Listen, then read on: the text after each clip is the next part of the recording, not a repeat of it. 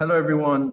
Welcome to the Nairametrics Economic Roundtable, how to get out of the economic crisis that Nigeria is currently facing. My name is 𝙀𝙘𝙤𝙤𝙤𝙤𝙤. I head content and strategy here at Nairametrics.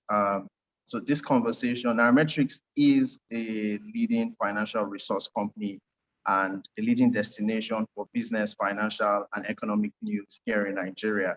This conversation is going to be broken down into 4 sessions. We're going to be talking about fiscal crisis that Nigeria is currently facing, the subsidy dilemma that Nigeria is currently facing as well.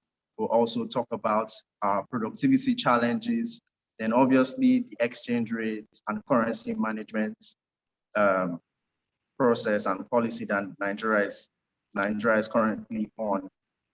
We have a list of esteemed panelists who are going to dissect the conversation. So I'm going to hand over to Ugodre 𝙀𝙀𝙤𝙤𝙤𝙤𝙤, who is the founder and Nairametrics, to introduce this esteemed panelist and obviously moderate the session. Thank you so much. Over to you, Ugo. Thank you so much, 𝙀𝙀𝙤𝙤𝙤𝙤. Good morning, good afternoon, good evening, wherever you are, any part of this world. Welcome to the Nairametrics Economic Roundtable.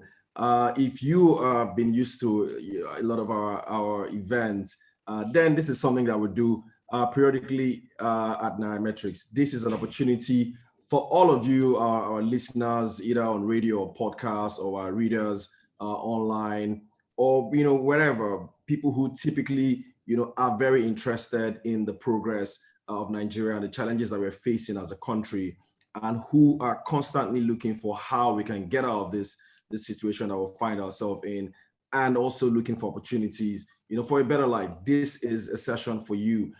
This session is packaged essentially just to help you all understand the economic situation we find ourselves in and how we can get out of it.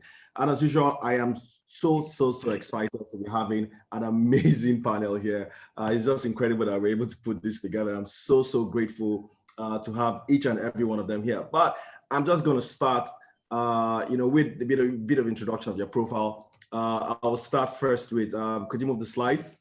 Yes, so Dr. Yemi Kale, fortunately can't be here today, but he's ably represented. But as you all know, Dr. Yemi Kale is the Statistician General of the Federal Republic of Nigeria.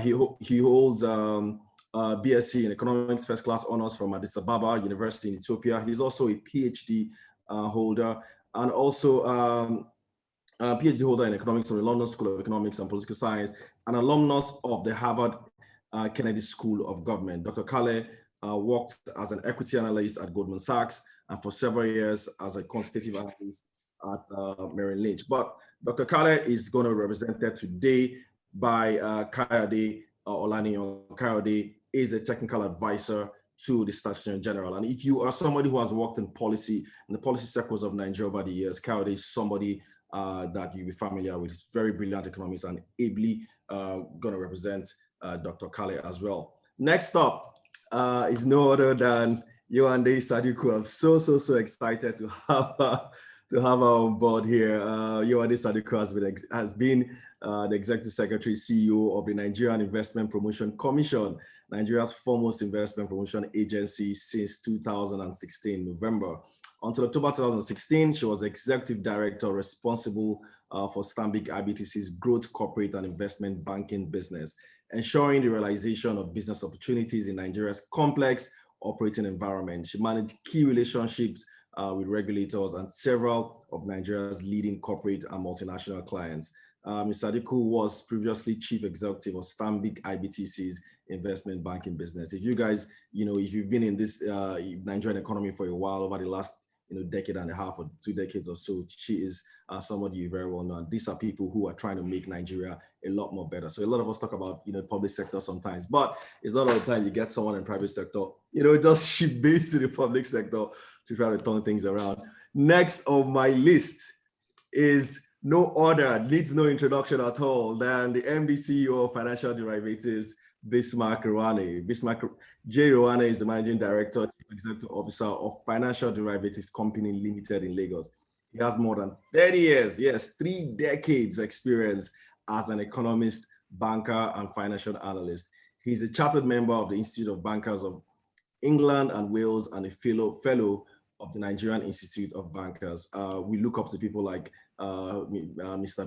Bismark Rewane. For a lot of us who are in this space, financial media space or financial analysis space, this is someone who has inspired a lot of us, and we're very glad to have him on this panel as well. Next up is my Oga at the top, the Oga at the top, Dr. Andrew Nevin, partner at PwC and also chief economist at PwC. Dr. Andrew Nevin has had a unique 34-year global experience as a thinker and doer, working at the complex intersection of economic strategy, capital markets, social enterprise, and investment. And in his professional career, has previously lived in Asia, North America, and Europe.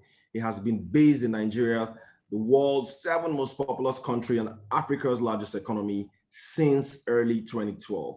In Nigeria, Andrew is a nation builder, public intellectual, playing a number of key roles to advance Nigeria's and West Africa's economy and society. He holds a PhD in economics from Harvard University, an MA in philosophy and politics from Balliol College, Oxford University, where he studied as a Rhodes Scholar and scored 2 goals in the 100th anniversary Blues ice hockey match versus Cambridge. Those 2 goals, you never forget it, Andrew. You never ever forget it.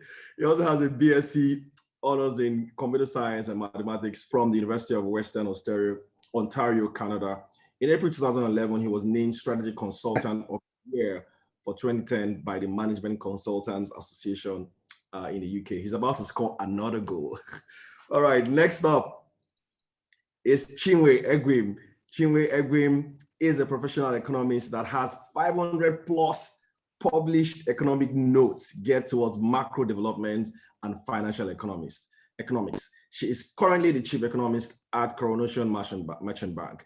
Chinwe was appointed as a national consultant by the United Nations Economic Commission for Africa to lead the Services Trade Project, which is partly driven by the United Nations Conference on Trade and Development. Her contributions have also supported high-level committees set up by global development agencies. She has been included in IMF Article 4 consultations, AFDB annual meetings, and as a member of the board of Committee on Research at the NESG, that's the Nigerian Economic Summit Group. In 2021, she became resident economist for the research-based initiatives AIR, that's the Africa Investment Roundtable. Guys, we have a solid panel here, and I'm pretty sure that we will touch on every single concern that you've had about this economy, and of course, prefer solutions that I believe will turn this economy around. Thank you all very much, ladies and gentlemen, for joining on our Economic Roundtable today. Right, so we will start up immediately. Welcome as well to all participants from wherever you are, wherever you're logging in from. And thank you all for being a part of this. This is going to be a 2-hour session. We'll try as much as possible to keep on time, but don't feel too bad if we just go a little bit above 12. But we'll try as much as possible to keep time. We will start immediately with a presentation from Andrew Nevin. And after the presentation, we'll dive straight into the panel discussion. Andrew, over to you. Thank you so much, Ugo, for that kind introduction. I hope that somehow I don't seem to have this.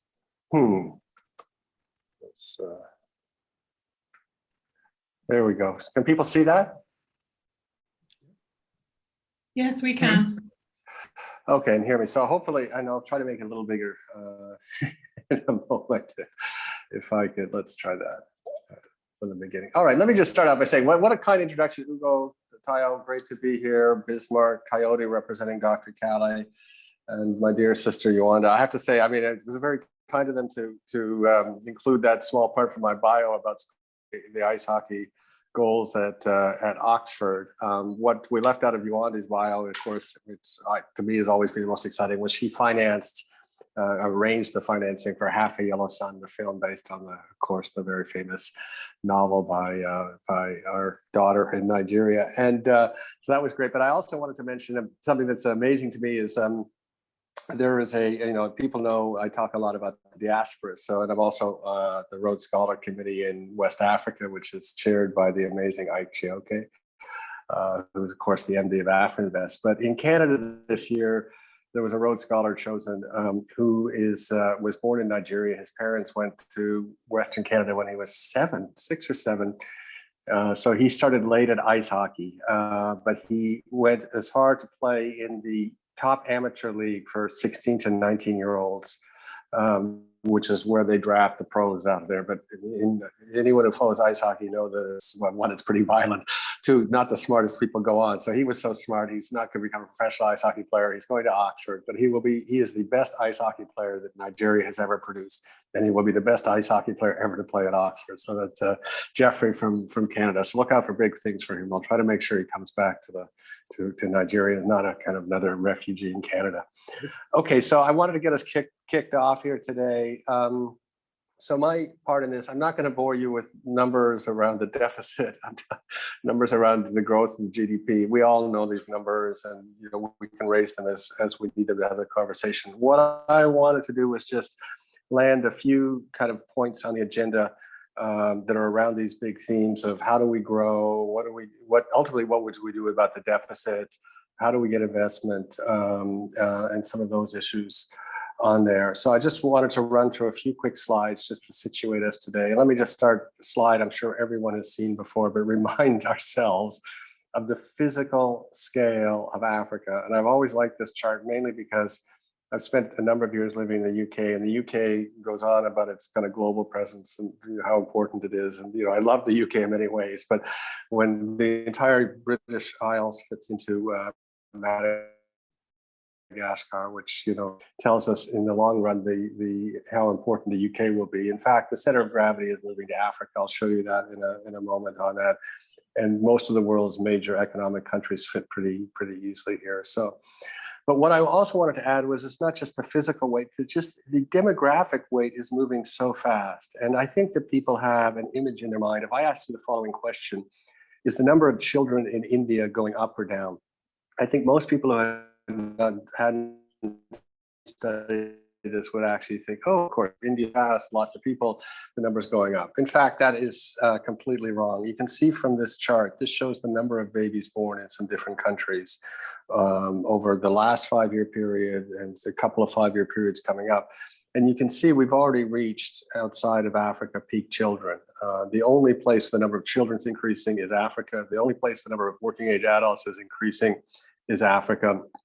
Places like Germany, the UK, as you see on the far right-hand side of this, are from a demographic viewpoint becoming less and less relevant. And in China, the population is already shrinking and the number of children is collapsing. And ultimately, that's kind of one of the biggest determinant of economic activity. And the net result is we're moving to a world where there's really only 2 big poles of population. So this is now total population, which are Asia and Africa. And I think this has really big implications. And maybe one way to put it is, and I coined this 10 years ago, is Europe needs Africa a lot more than Africa needs Europe. On that, we will be the biggest market. If you think of a European company, for example, population shrinking, their market is shrinking. The only place they're really going to get growth is Africa on that. And the other thing that is, I think, astonishing to people is, I don't know if this is true, but there is now a projection that Nigeria will exceed China's population by 2100. And the reason for it is this collapse in fertility in China. Now, I'm not sure that's a desirable outcome, but this was put out last year by Lancet, the very reputable medical journal from the UK. And they just said, look, the way things are going, Nigeria is going to have more people than China, which is just extraordinary on that. And it also means that India and Nigeria would be the world's 2 largest population countries, and of course the 2 largest democracies. So all a long way of saying that Africa and Nigeria are on the map and are really the center of the universe. Sometimes people continue to ask me why be in Lagos. Well, Nigeria now. I'm based in Abuja now, but why don't you be in the center of the world? And I say I am in the center of the world. Okay, so that's one big issue: the demographics, the physical scale of the demographics. The other thing I just wanted to register with us today, because I think we're not talking about it enough, is the impact of climate change on Nigeria and Africa. Of course, I'm Canadian. Those of you, some of you may have relatives in Canada, you might follow the news there. So there was a town, Lytton, BC, which is on 50 degrees north latitude. And it had 50 degrees temperature about 4 or 5 weeks ago, and it was incinerated. Fortunately, well, I don't say fortunately, there were only 2 deaths as far as we know, but the town is gone on that. And if you follow these events closely, you just realize, just extreme weather, the impact of climate change, of more volatile weather, of rising temperatures. Of course, the temperatures have risen much more in the northern latitude, past 50 degrees, in fact. So this has taken, I think, in Alaska or northern Canada, there should be ice here. There's water on that. So, the consequences of this are, we don't know right now. But what I will say for Nigeria is this is one analysis. And if you look at the legend, you can see every country in the world, but the countries that are light blue are the ones that will have 10 to 25% of their population underwater if temperatures rise 2 degrees. And of course, Nigeria is that light blue color. So if 10 to 25% of the Nigerian population was underwater, I think the implication is a big part of the Delta and maybe all of Lagos would be underwater. So it's something that's of concern, not in the future for Nigeria, but now. And I wanted to open with that just to make sure that we're thinking about it. And we didn't cause it. We did the event maybe a month ago with His Eminence, the governor of the CBN for Earth Day. And I got one question from Deputy Governor Kingsley Obiara. I just said, we didn't cause it. Then why are we suffering? It needs to be put much more eloquently than that. But I mean, at the end of the day, Africa and Nigeria didn't cause climate change, but we are bearing the brunt of it. And there's no way to move forward with a successful Nigeria without dealing with it. And part of it too, though, are the reparations. The rich countries have promised reparations at the Paris meetings in 2015. They have not come forward, but we need to be demanding them. Okay, so for the climate change issue, again, I just want to make sure that all Nigerians who are thinking about the future of their country recognize that despite the more pressing, immediate challenges we think we have, there's no avoiding it. So. Okay, so with demographics and climate change as a big mega trends that are affecting us, I just wanted to share with you, related to the themes for the day, kind of the 10 themes that we talk about. So those who hear PwC talk about the economy, we don't spend much time repeating the numbers that everyone knows, whether it's on exchange rate or interest rates or oil price or balance of payments or inflation rate. And partially, I don't like repeating those numbers because they're so depressing. So let's look beyond that. And I am an optimist on that. These are the things that we're talking about are really critical for the country, and today's theme of how do we get out of it. And, the number one, sorry, before I do that, let me make one other comment. So oftentimes, and sorry, I'm not looking directly at the camera that as I'm on, I'm looking at the camera that's on a different device. So I apologize if I look like I'm not looking at you, but a lot of times we all go to conferences and people talk about Rwanda and people talk about Singapore and absolutely fine. We should learn from everywhere. But two points. One is, Nigeria is unique. This is a unique time in history. There are many complex issues, as we all know. Nigeria's got to find its own path. We may borrow elements of that. But if there was one country that we would say has many lessons for us, we would really put India forward. Now, why is that? Because India has many similarities. It's a big, messy democracy. It has cleavages along religious lines. It has cleavages along ethnic lines, many ethnicities. It has cleavages along socioeconomic development in different parts of the country. So there's some parts like Mumbai and Chennai that are very well developed and wealthy. It has other parts like Uttar Pradesh that are struggling. So many similarities. And also, of course, when we borrow from other places, we can say, and rightly so in many cases, Nigeria is more complex than that.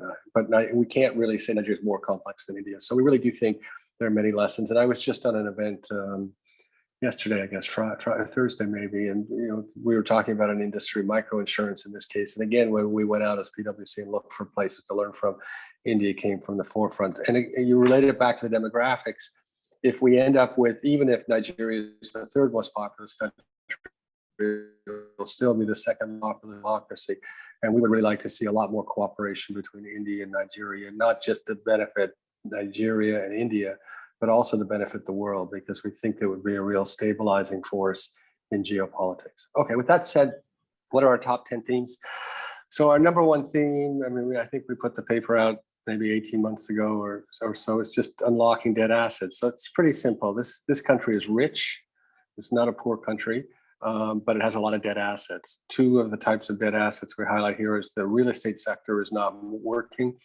And if you look around the world, real estate's 2/3 of the world's assets. It drives so much of the economy. The way we put it is if real estate doesn't work, nothing else can compensate for it. But it's very big on employment in terms of the backwards and forwards integration. So obviously for the mass housing, you're sourcing local materials. So you got masons, electricians, caterers, plumbers, workers. And then when people buy a house, they furnish it, not immediately, but over time. So it really drives the economy. The other set of dead assets, of course, are state-owned assets that are moribund. And those of you who might have heard or read about the LCCI event, I think yesterday, the day before. Again, I can't quite keep track. But my wonderful colleague Taiwan was braver than me, because he came out and said something I don't usually say, which is the government's just wasted its money on the refineries. But that's obviously an asset that is moribund and isn't earning a return. So those are the two leading things here. And of course, the public sector assets are not just federal assets, say like the National Stadium, but every state has assets that are not earning a return. So that for us, if we're going to get out of where we're at, we have to take the dead assets and turn them into live assets. Second big theme, again, we put the paper out, didn't create any numbers. We just pointed out what to us was pretty obvious, which is what's really holding up the economy is the diaspora. These are the official flow or the estimated flows. The relationship between the actual flows, these estimates, it's hard to tell. I know myself, I'm paid in Naira. I do a lot of eboki transactions just with people I know in Canada or the UK who need Naira. On that, it took a little bit of a hit during COVID, but we all know the diaspora is getting bigger and bigger and bigger. So the term we coined was Nigeria's biggest export isn't oil, it's brains or brain capital on that. And we created the concept of the barbell economy. So we export the lowest value added thing in the planet, which is crude oil, and we export the highest value added thing in the planet, which is Nigerian brains. So the barbell economy. But of course, I think the nation's picked up on this. We now have MidCom. We have the amazing chairwoman, Dabiri, who's really trying to make this work as a national asset. And of course, she coined the term. Someone said, attributed to me, I just repeating her, she coined the term. It isn't brain drain, it's brain circulation. Because as we know, everyone in this session knows, so many people in the diaspora are still connected strongly, not just financial flows, but wanting to do things that make a difference to Nigeria. But the interesting thing about this brain capital is we're finding, particularly in the COVID world, that we can export brains without people leaving Nigeria. And this is happening in a formal way and an informal way. So I was talking to someone yesterday, just said it was so hard to find a good programmer, good IT person in Lagos, because they're all inserting themselves into global value chains. They're earning FX for Nigeria, for themselves, sitting in Lagos. And this is something that we're putting forward has to be at the core of our strategy. And of course, Chinwe, when she speaks, she may mention, because she's very connected to the growth of services. So we're saying, let's grow high value added service exports on this. I set the example of Amal Hassan, who's a national heroine. She's got 1,200 seats in northern Nigeria, business process outsourcing for UK and US companies. She's expanding fast.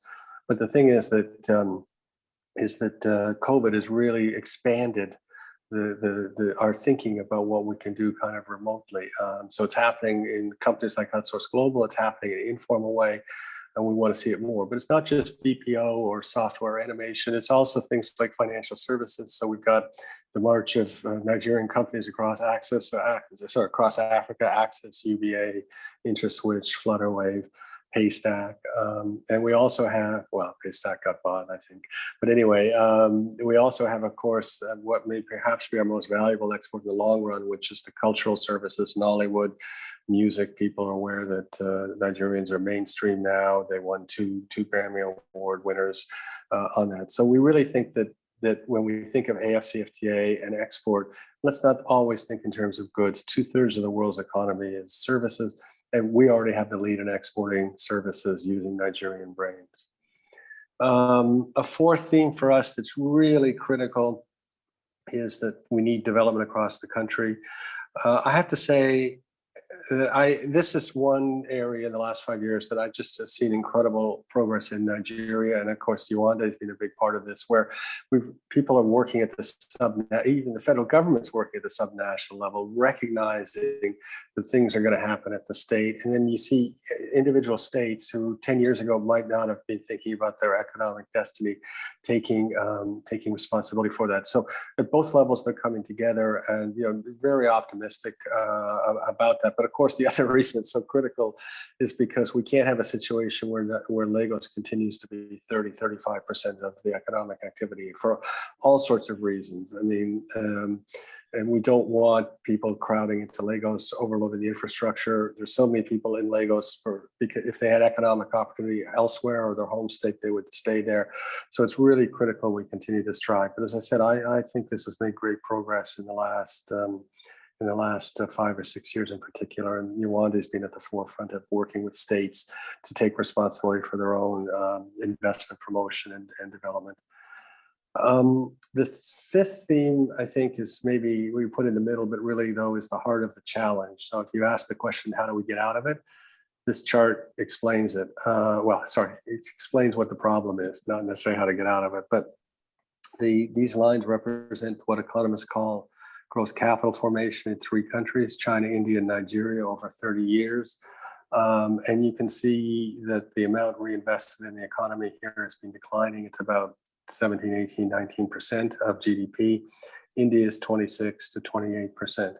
Now, it is a mathematical certainty if you only invest 17 to 19%, you'll only grow 1 or 2% per year. And of course, our GDP numbers have proven that, because that's what we're growing at. The question is, why are people not investing more in Nigeria? Why are Nigerians not investing more? Why is the diaspora not investing more? Why are outsiders not investing more? And unless we solve that problem, we'll continue to have declining GDP per capita. I mean, we have a world with negative interest rates in almost all of the world, well, including ourselves, but and yet people are not investing in the biggest economic story of the planet. Now, the federal government's bringing out the medium-term plan. I can tell you that there's been, which is great progress, real recognition that for Nigeria to succeed, we need private sector capital. In fact, probably 85 to 95% of the capital needs to be from the private sector. So unless we can solve this issue of how to attract the private sector to put in that amount of capital, we'll continue to have declining income per capita. So that is, if we wanted to solve one, that's the one problem we have to solve. I think the sixth big theme for us is, which I have to really commend Dr. Kale and 𝘾𝙧𝙞𝙞𝙨, National Bureau of Statistics. Nigerian Bureau of Statistics is such a well-run organization. They've done an amazing job. I know Dr. Kale has commented, and I've talked to him about the issue of the informal economy. But a sixth theme is, we need to see the informal economy move to the formal sector. And why is that? I mean, an informal economy, which is at least 50% of our economy, is better than no economy. But the problem you have in an informal economy is that productivity is low and investment is low. And so people can, they earn a living to some extent, but they continue to be in poverty. So we're putting out a paper now that kind of challenges the country, go from 50 to 60% informal economy to about 20% over a 10-year period. And of course, the federal government, the Honorable Minister of Finance, Budget and National Planning, has done a very good job with the Finance Act and trying to bring people more into the formal economy, but that's really critical. The seventh theme, of course, is one perennial theme for us, which is ease of doing business. Again, along with Yewande, Amal, Dr. 𝙀𝙘𝙤𝙤𝙤𝙤 is also a national heroine. done an amazing job at PEBEC, but we still have some way to go. The reason I brought this particular chart though is really, I mean, we all understand Rwanda, but I mean, I think Kenya's done a great job on this, and it just, I think, shows it can be done, and Ghana's kind of also on the move. So there's no reason Nigeria can also not make big progress on that. Nairametrics, Ugo and Tayo, in sort of setting up this session, asked about the what we call the Big Three Distortions. We all know what they are. Foil is unsustainable. I mean, it's not just us saying that, it's just a mathematical inevitability that we can't sustain the fuel subsidy.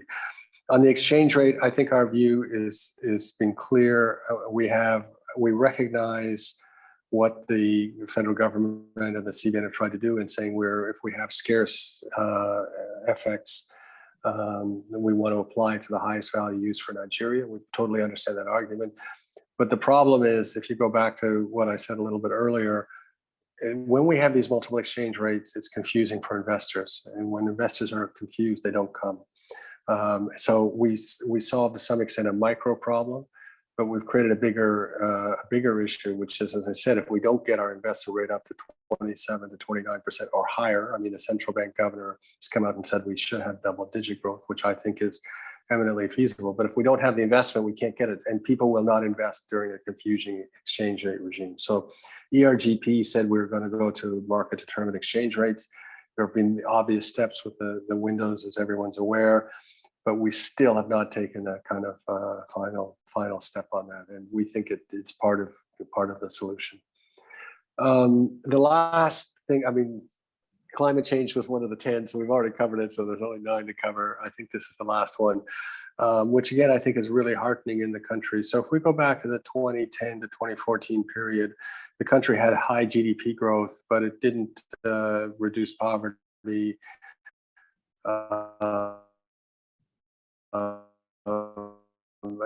Unemployment, but poverty. So then you ask, what's the point of GDP growth if it only benefits the top 1% or 0.1% on that? So what we're very pleased to see, there's a lot of thinking around the world, but Nigeria is really in the forefront of it, of thinking beyond the GDP.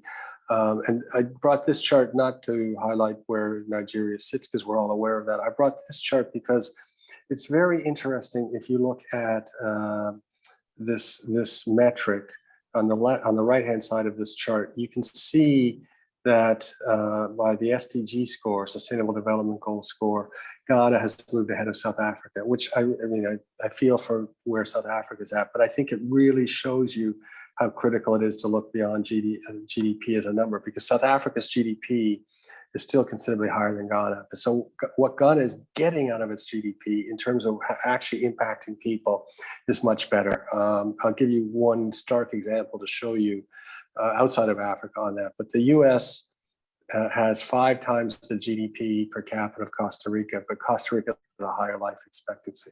And it just shows you when you think in the GDP lens, you come to the wrong policy conclusions. You know, people, obviously a core thing is living longer. Costa Rica has figured out how to do it with only 1/5 the GDP. Ghana's figured out how to be higher on the SDG score than South Africa, despite about half the GDP.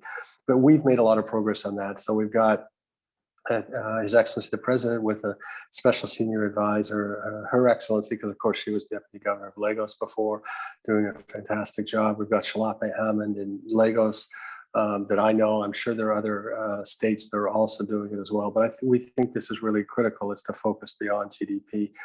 You know, and why is that? I mean, it's because when you really look at the SDG goals as a language, it makes so much more sense about what really matters to us. So you look at clean water and sanitation, decent work, reduced inequalities. All of these have metrics and targets below them, quality education. I mean, this is what really matters. So this movement beyond the from GDP lens power for us.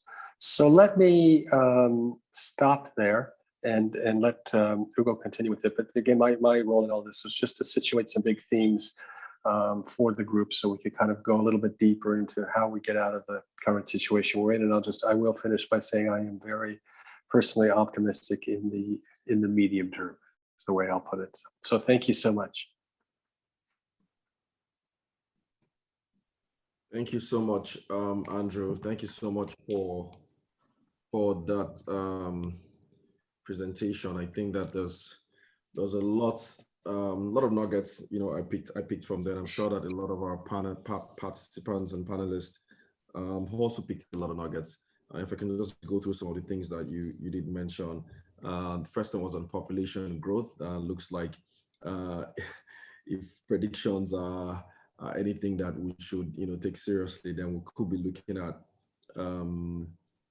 going past China in terms of population growth. That's just astonishing. You did also talk about climate change, the fact that we could be underwater if we don't take time, not anything about doing, but just the way the climate is moving. And of course, debt assets, I think is something that we've talked about a few times, particularly on our webinars. And in terms of brain export, I saw a lot of chatter already among participants about Nigeria's ability to get a lot of foreign export just merely from our brain capacity and our knowledge capacity as a country. And of course, gross capital formation is something that we should be concerned about. That's where we're kind of declining. I'm sure Yewande will touch on this at some point as we move on.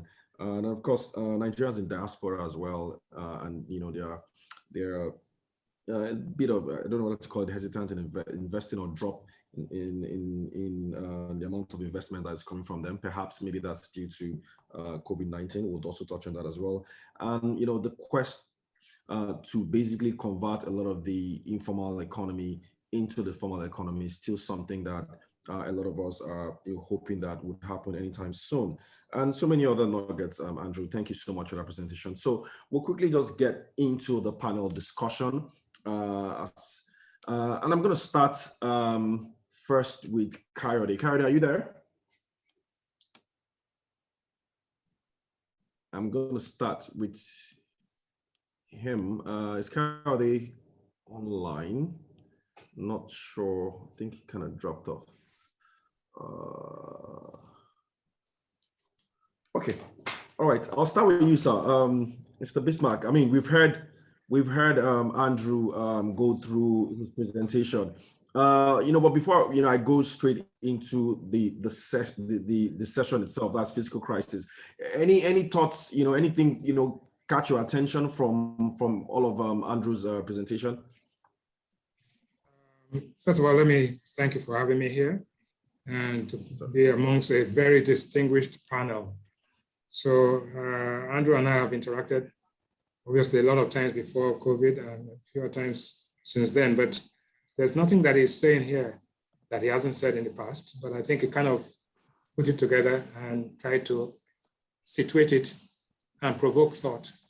And so that there's a lot of conference and webinar fatigue in Nigeria, where we talk about the problems without the solution. So it is what, like they say, never lose a crisis, because a crisis is an opportunity to press the reset button and also to prepare yourself for the future. So I think I'm very happy that Andrew nailed it quite properly and also painted a picture of reality one, and a picture of hope, but also did not fail to emphasize the fact that you're not going to wish your way to success. You have to work your way to success. I think that's the message I got from Andrew's presentation.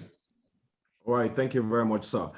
So let's just quickly go into the first session, and that's the fiscal crisis that we're currently in. And for a lot of our participants, the fiscal crisis basically is our inability to generate enough revenue to cover our budgetary expenses. And for a lot of people who follow Nigeria, you would have noticed that over the last few years, in fact, I think even before this current administration, we've always had budget deficits, in the country. And as we are today, it appears that we are in some kind of crisis. We're seeing budgetary revenues hitting about 50%, of target. Actual revenues hitting about less than 60% of target, and then we're hitting about 9% in terms of revenues compared debt service, compared to revenues.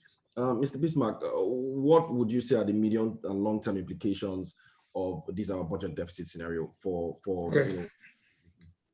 Okay, firstly, let me clarify the fact that the country is running a deficit is not a bad thing. We have what we call the counter-cyclical deficit approach, In other words, when an economy is in a slow growth cycle, when an economy is in a recession, or even in fact when it's facing a slump, the thing to do according to the Keynesian model is to spend more than you earn. One, to keep the budget within the context of being a budget, but the budget is also a tool of economic management. So you use that to stimulate the economic activity back. And when you achieve growth, then you begin to now manage the fallout, which could be high inflation, like you are seeing in the US today. Fiscal deficit has increased. There's the infrastructure deal, there's the payroll deal, there's also all the other things. And then we saw inflation go from 1.5 all the way to 5.4. And when you decompose the inflation, you now see how much of it is transient and how much of it is structural. And therefore, but in the end, what you have is unemployment has fallen to 5% or less than 5%. The new jobs are being created about almost 594,000 jobs. So the economy is beginning to respond to the stimulus packages. So the question is your deficit just a deficit in numbers, or is it a deficit that is giving you the economic outcomes that you desire? So I want to put that on the table. But I think, let me say that this outlook session, which is called Coming Out of Crisis, needs some basic definitional issues. One is that what is the difference between a problem and a crisis? The Oxford Dictionary says that a problem is a situation that is difficult to understand or deal with, while a crisis is a time when a difficult or important decision must be made. A crisis is crucial or a decisive moment. So we are using the words problems and crisis interchangeably without understanding the difference between them. That's very, very important. Two, the dictionary also says that a crisis is a time of difficulty or distress. Is the economy in difficulty? Maybe yes. Is it in distress or leading to distress? Fragile, failing, failed state. No. So where are you? And what direction are you moving? Directionally. Crisis could be as a result of the persistence of a problem which either is misdiagnosed or not treated and leads to a sharp deterioration in the condition of the victim. And I will tell you a little story here. Many years ago, my good friend Fola Deola told me a story about something that happened in this country.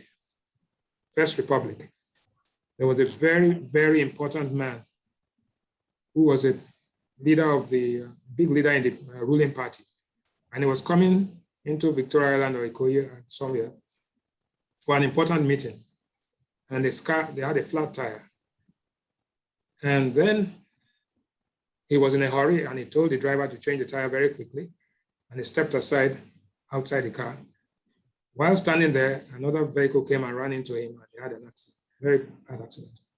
The question was, what do we do with this? They rushed the guy to Luth. The surgeon said, look, I got to amputate this one leg or else this guy is not going to make it. And they said, do you know who this man is? What are you talking about amputating this? That's not going to happen. What can we do to save his life and save his legs?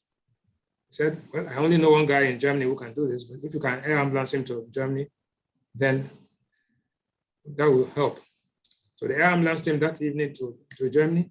He got to Germany, the professor looked at him and said, no, sorry, we got to cut off the two legs. We got to amputate the two legs. It's okay.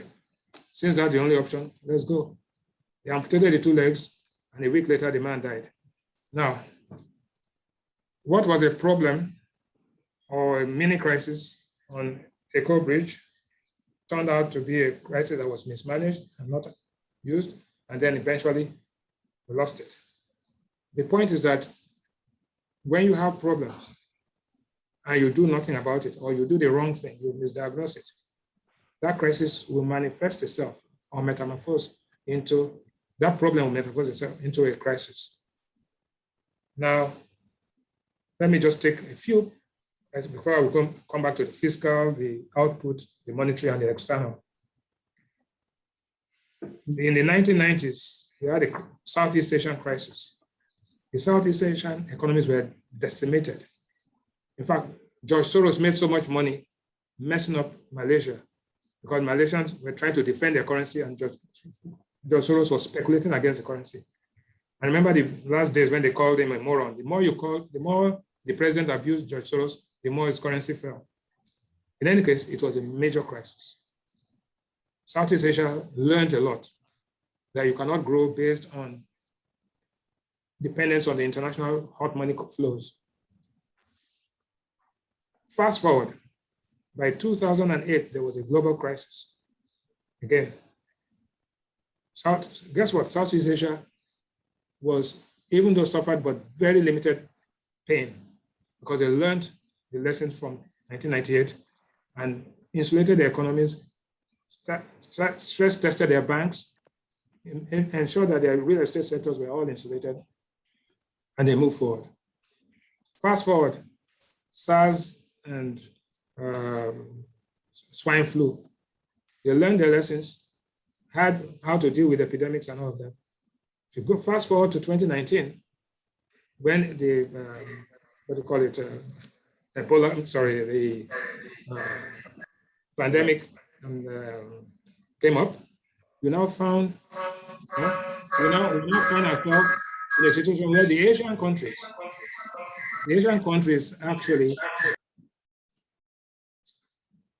countries suffered the least, even though it started there, right? Even though COVID started there, but they suffered the least because they had learned their lessons from the past. I just want to make that clear. Secondly, economic crisis is cyclical. Whether you like it or not, you cannot avoid it. So one, you've got to learn your lessons.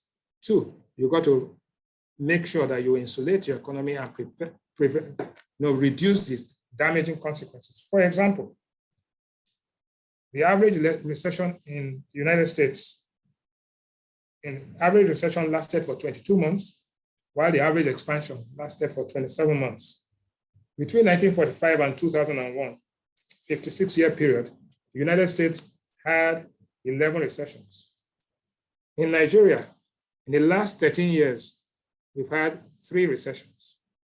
The average time frame for Nigeria is 4.3 years, but the average time for American recession is 5 years.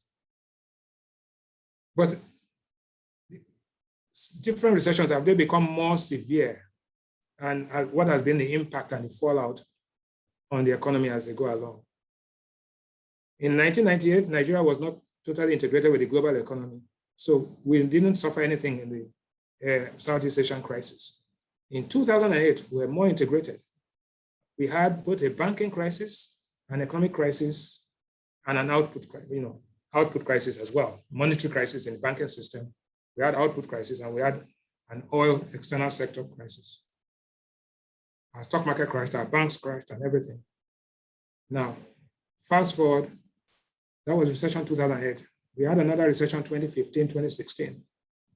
The impact of that recession was severe, right? But we suffered, and we made some decisions slowly, and we made some wrong decisions. The next recession was the COVID epidemic. It lasted 2 quarters before we came out into positive growth. But the positive growth was so tepid that it means nothing. Positive growth without growth that exceeds your population growth rate and all of that is no use. So it comes back to what Mr. Nevin was saying, Andrew Nevin was saying there, that how do you deal with the 4 dimensions of economic management and evaluating economic performance? Output. Output is a function of productivity. Productivity is a function of your technology, your investment, your gross capital formation, and all. We know that. Now, what lessons have we learned in the past? And how we used the crisis as an opportunity to make sure that when it happens next, we are going to be more insulated and that our economy does not suffer the scathing consequences of these economic cycles, because the economic cycles are inevitable. There's nothing you can do about it. You can only manage yourself. So right now we have an output gap. Our potential GDP is growing faster than our real GDP. Our labor productivity growth is negative. which means that if you take all of the Nigerians out of the country and just what we call a natural wealth economy, the economy will grow anyway, right? But if you increase the capacity of the people to produce efficiently, then the economy, you will now get to that 7, 8, 9% growth, which is required. If not, growth for the sake of growth without an impact on the life, the well-being and the lifestyle of the people is meaningless, right? That's one. So now let's look at the fiscal. Fiscal is how you manage government finances. The emphasis is on revenue, build up government revenue, build up government revenue. But the emphasis should be on how government revenue is also spent and the impact the spending and the investment has on the well-being of the people. That is very important. And how do we think about it? When we take the budget has been 85% implemented, it means that we have spent 85% of the money we did. But what is the impact of this spending on unemployment, on life expectancy, on the number of people seeking asylum, the number of people that are, illiteracy, children out of school, multidimensional poverty. So those are the things that we look at differently as pure economists, not a dismal science. We have to now look at, and that's how we evaluate ourselves. So the fiscal imbalance is there, but not only is there an imbalance, but there's a lack of productivity, very low productivity and distortions in the public space, fiscal space. In 2020, we had a situation where we were on lockdown for the second quarter, where we had a contraction of -6. We had -6% growth, but we also had, at the same time, an increase in number of transactions. If you go to the POS, NEFT, and all the other, we had 18% growth in number of transactions. Government revenues were better off. Why? Because level 1 to 15 were kept at home, working from home. Government was running only physically with the people, with 1% of the. Now, what it meant was that the expenses, the overheads, the distortions, the extortions, and the leakages reduced because the guys were not even there to work. Government finances improved. The moment they came back, we started seeing the same old trend, which means that it's not just positive productivity, but the negative productivity that is reduced output and within the public space. Very important to think about. So that I'm looking at the fiscal. Now let's go to the monetary, negative interest rates, exchange rate mechanism and all. It's very important. Are we moving in the right direction? Yes, but very slowly. One is, people keep on saying, what is the exchange rate? Is it 525? Is it 500? Is it 550? That's not important. The important thing is, how is your exchange rate determined? And how are you performing relative to your major trading partners? Because that's what you have to do.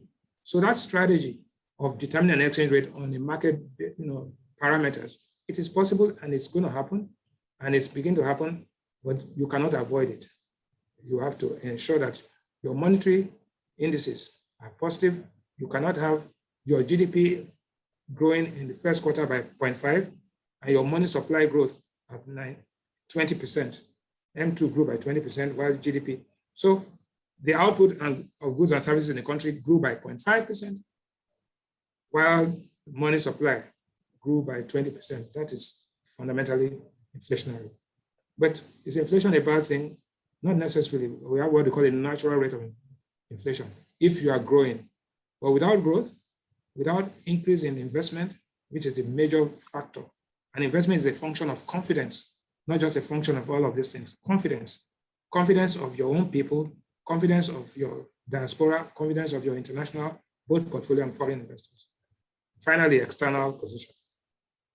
External position is that your balance of trade, your current account, your foreign flows, and your exports. Andrew had mentioned it, that export of Nollywood, export of music, and all the, yes, those things are happening. The diversification of the economy is more as a result of the adjustment in the pricing of these commodities. Your exchange rate, that is why medical tourism is down and all of that. And finally, I want to end up with the fact that in 2019, 2.14 million passengers flew out of Nigeria. And of this, 2 million passengers flew back into Nigeria. Let me use the inflow. 316,000 of them came from the United States. That's 15%. 612,000 of them came from Europe. That is 28.5%. 428,000, right, came from Middle East, including Saudi Arabia. That's 20%. 227,000 of them came from Asia. That's China, and that is 11%. And 562,000 passengers, right, inflow and outbound, came from South Africa, 26%. If you go back 10 years before then, or 20 years, the bulk of the passengers flying in and out of Nigeria came from Europe and North America. Today, there's a shift. And why is it being shift? What's the shift? ICT, trade, equipment and machinery. And it aligns clearly with our trading partner.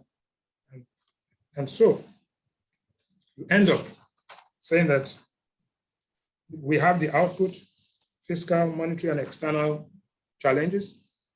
We've had cyclical crisis. We've not learned too much from the previous crisis, so we seem to be repeating them, but we are learning, and the problems are getting more manageable. But I will end up with a comment from Farid Zakaria, who said, for Africa, Nigeria in particular, 3 things are important.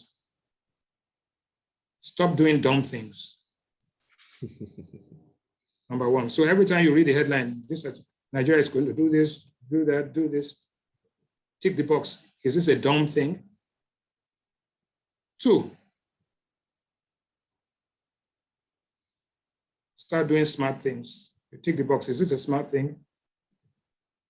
Then finally, when you stop doing dumb things, start doing smart things. Finally, start doing modern things. So first step is to stop doing dumb things. The second step is to start doing smart things. And finally, modernize those smart things. Thank you very much. Wow, thank you very much. Thank you so much, sir, for your comments. I think you basically touched on a lot of stuff here. So many things I've taken down already, a lot of nuggets from you, sir. I think the way you ended it, I kind of like that. Let's start doing a lot of modern things rather than doing dumb things. And I think that the government of the day, to a large extent, beginning to learn that doing smart things and modern things is very important, to this economy. And so, just to, to sort of put a lot of the things you've said into perspective. 𝙀𝙤𝙤𝙤𝙤, I hope you're here now. Let's come to you immediately. You see a lot of the data, and you heard Mr. Rewane, paint a very good picture from a lot of the data that's come out of the MBS. 𝙀𝙤𝙤𝙤, I hope you're there. Yes, can you hear me?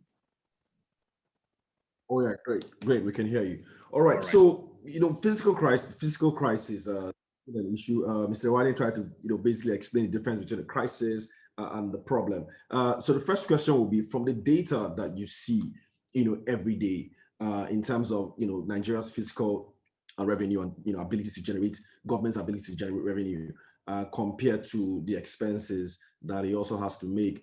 Do you think that we are in a fiscal crisis, or is it just perhaps maybe it's just a problem or a temporary challenge? And then whether it's a problem or a challenge, from their point of view, where do you see these challenges? Is it from oil revenue? Is it from taxes? Or is it from the other revenue that government can generate from its own investments? Please provide some insights for us.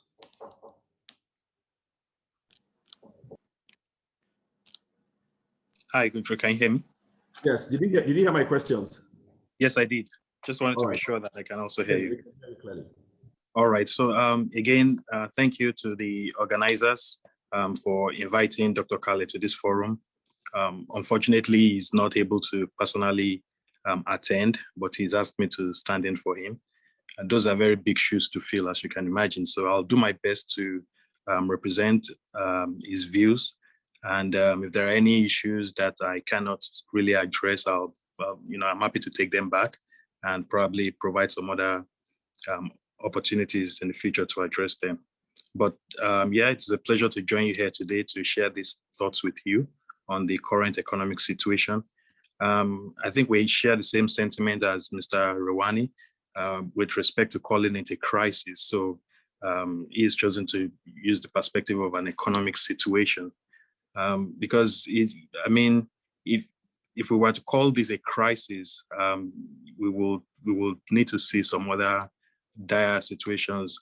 We're just coming out of a recession, certainly. We've seen some tepid recovery. We've seen some, green shoots coming from different sectors, different activities. And more importantly, policymakers and authorities are also aware of what these challenges are, and they're making, visible efforts. We can focus on the revenue points that you raised, for example. The Federal Ministry of Finance has instituted several strategies to not only plug leakages, but also boost revenue generation. So at least from that perspective, you could say, yeah, they are aware of the difficulties and they are actively, taking measures to address them. But I think I should just note that I would like to address three key issues here. Nigeria is not alone in this situation. All countries have been, severely affected, certainly to varying degrees, but virtually all countries have been, affected by COVID of recent in the last 1-2 years. And the second point is that recovery rates are going to differ from country to country. So even though you may look at your situation as a crisis, if you were to compare relative to some other countries that have been seriously impacted by huge mortality rates and severe fiscal crisis, you would really realize that maybe Nigeria's situation is not really fitting into a crisis definition at the moment, at least. Hopefully, we will not go back into a recession and we'll continue to move on a stable path of growth. And then the third point is that, coming out of this recovery, out of COVID, out of the recession, there is an urgent need to rebuild the foundations of the country's economic governance and social contracts to ensure that the society can withstand future economic shocks. This is not something that is out of the blues. Again, as Mr. Nevin, Dr. Nevin aptly pointed out, climate change is really upon us. So it's very likely that there will be a higher frequency of these economic shocks. Government is in a very important position to ensure that there are fiscal buffers, policies are in place to ensure that you can protect the economy, but it's not just a short-term orientation. It also has to be a long-term view that you are not just building for the now. You are thinking of 20, 30 years from now. What are those difficulties that are likely to arise? And do you have those fiscal buffers to be able to address them should they actually materialize? Global GDP growth is estimated to have declined in 2020, last year, by 3.3%, according to the IMF.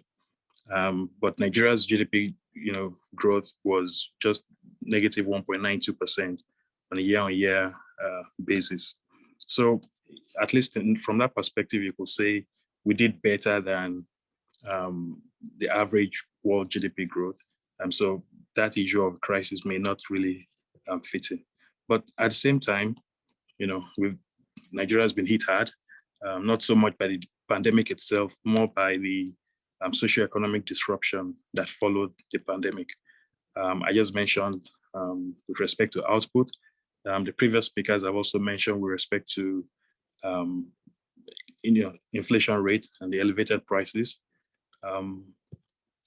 And maybe I should just quickly touch on how those elevated prices have impacted on households. A recent survey that we conducted indicated that nearly 60% of households that experienced a shock between July 2020 and December 2020, 60% of those households actually needed to reduce their food consumption, as a form of coping mechanism because of the impact of, both the lockdown and the economic challenges that materialized. And 26% indicated that they needed to reduce their non-food consumption. And you can imagine, when a household begins to reduce food simply because, they want to be able to survive. I mean, what are you surviving for? And this is why, again, we come back to the fact that the governments need to be aware that these shocks will materialize at some point, and you need to be able to build up those buffers to prevent such reoccurrence. Two areas that really that really impacted households were with respect to energy costs and transportation prices. So if I were to bring that now into the issue of onto a macro level analysis, you could say that what fiscal policy is really supposed to do, under an ideal situation, is to ensure that initiatives, like transfer payments, can be made to households to ensure that they are able to withstand those shocks. But again, there have been, recent concerns around rising debt levels, which is certainly understandable. I mean, public debt has grown now to, as at Q1 2021, 33.1 trillion. There's been some escalation with respect to external borrowing. But overall, as Mr. Rewane was alluding to, it's not just about the size of the fiscal deficit or the size of your revenue. It's also about how it is used, the efficiency to which those funds are put to use. And we've, as I mentioned in the intro, we've seen indications that the fiscal authorities recognize that there is a challenge, especially with respect to revenue, and there are initiatives, strong initiatives to address them. I'll just round up with sharing the perspective with respect to external imbalance. Again, whether it is whether the exchange rate is at 500 or 525, I think it actually matters less. And what matters more will be, how do we take advantage, how do we deliberately take advantage of policy? I mean, countries have used the exchange rate, as part of their development strategy to grow. The Asian tigers are famous for that. You could actively depreciate your currency or devalue your currency in order to boost exports, for example. So that's another perspective. I mean, in the case of Nigeria, it's not as if there are so many other non-oil exports, but it could also be a deliberate policy choice that you would, boost exports in order to boost domestic employment. That could be part of deliberate development strategy. Now, that's a policy choice. You could also decide to, probably artificially or preferably work towards having a lower exchange rate. So you want your exchange rate to be 400 naira to a dollar, or 300 naira to a dollar. And then maybe that makes imports cheaper. I mean, your economy will simply be, what we've seen over the last 20, 30 years, a dumping ground, basically. So this is a policy choice, and I mean, it's a decision for policymakers to make. Fiscal authorities, fiscal policy at this point is important and has to be taken seriously. It's not only just the revenue, plugging revenue leakages, also efficiency of how government expenditure is managed, and it also needs to be looked at in a very holistic way. Fiscal policy working consistently and coherently with monetary policy, with trade policy, and that's how we can support overall development. I think I'd like to pause here and then take more more questions. Thank you. All right, thanks a lot, 𝙀𝙬 for your comments. I'm going to come to you next, Yewande. Thank you so much again for being a part of this, Yewande. The Minister of Finance, I think it was sometime last month or so, that's Zainab Ahmed. She was explaining that Nigeria's revenue between January and May was what I think was about 1.8 trillion or so, and a lot of this this was of course provided a shortfall about 1.4 million, and a lot of this revenue shortfall perhaps from oil, and of course we all know what the first quarter of this year was like globally. This is not, of course, a Nigerian centric problem, it was a global problem. Oil prices was down earlier in the year, and of course Nigeria is still complying with the OPEC cuts. So this obviously may have had impact on government revenue. But in terms of trying to attract investment into the country and looking for other ways to perhaps stimulate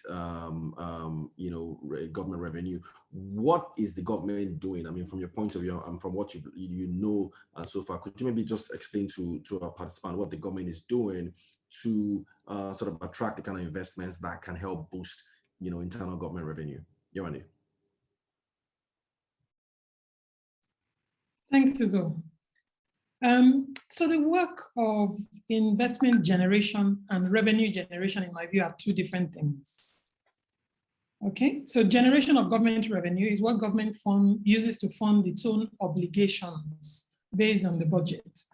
But investment capital is what investors bring to invest in Nigeria to unlock potential for government revenue in future. Correct. And the things that investors tell us. So if I start from some of the comments that have been made by other speakers, Nigeria is cannot be independent of the trend in the rest of the world. And capital inflow generally, globally, has been under pressure. It's been under pressure since about 2015 globally. It's been under pressure since 2011 or so in Nigeria. If you look at capital inflows to Nigeria in terms of capital for investment, since 2011, I think the only year that we had a spike in FDI since 2011 was in 2018. Otherwise, since 2011, we've suffered a downward trend. And the challenges that investors have, they're not things that we're unaware of. I like to say that investors are very brave, but the capital they carry is a coward. Capital goes where it is courted. Capital goes where it is not threatened. Capital goes where it is made to feel comfortable. And the biggest antidote, in my view, to that cowardice that comes with capital is confidence. And Andrew spoke about it, when he spoke. So the things that investors tell us about challenges with investing in Nigeria, we actually need to. Government is doing some work in relation to the ease of doing business, but the decline had happened for so long that there is maybe some urgency that is required. There's work going on, and Andrew alluded to this as well, but there's certainly some urgency that needs to happen. The other one is that the movement of capital is subject not only to your competitive advantage, a lot of which Nigeria has, but also to your comparative advantage. So competitive advantage is what you can do better than, or what you can do and you can do very well. Comparative advantage then puts you in the context of others. We have challenger economies who are also working aggressively to target the same quantum of limited capital. So the challenges that we have, we need to deal with them. In my personal view, the job of attracting investments cannot be left to any single agency. Everybody knows that anyway.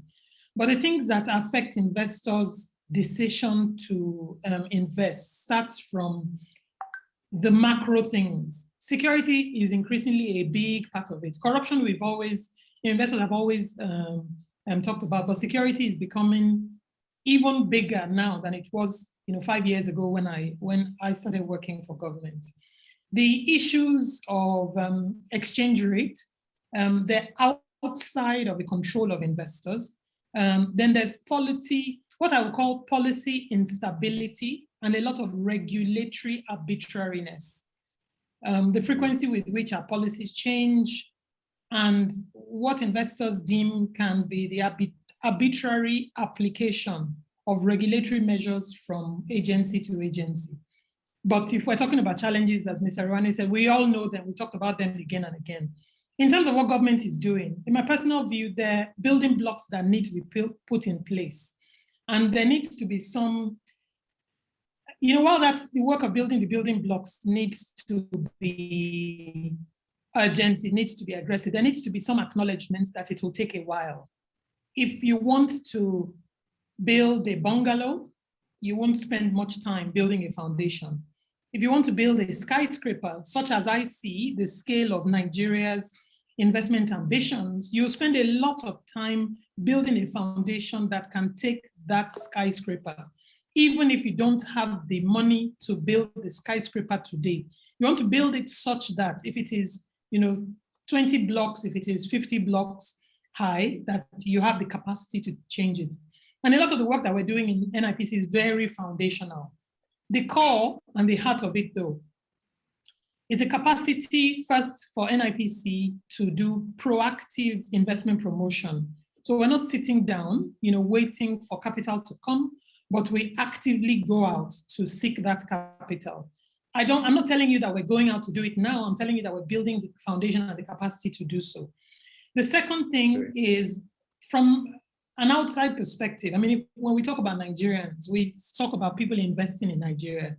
In reality, investors invest in one state or the other. So it is about those states being ready to receive investors. There's what needs to happen at the national level, but a lot of the work is also at the subnational level, which is fundamentally where investors invest. So we spent a lot of energy. I mean, there's educating even the states about what they need to do, but there is also helping the states to prepare, for this investor challenge. And I often encourage states to almost think like they're competing with each other, because the competition for capital is real. If Nigeria is competing with challenger economies and the states in Nigeria build the capacity to compete appropriately, then Nigeria will be better for it, because it is better that the competition is between two states in Nigeria than it is between Nigeria and others. Then in the context of that foundational work, we haven't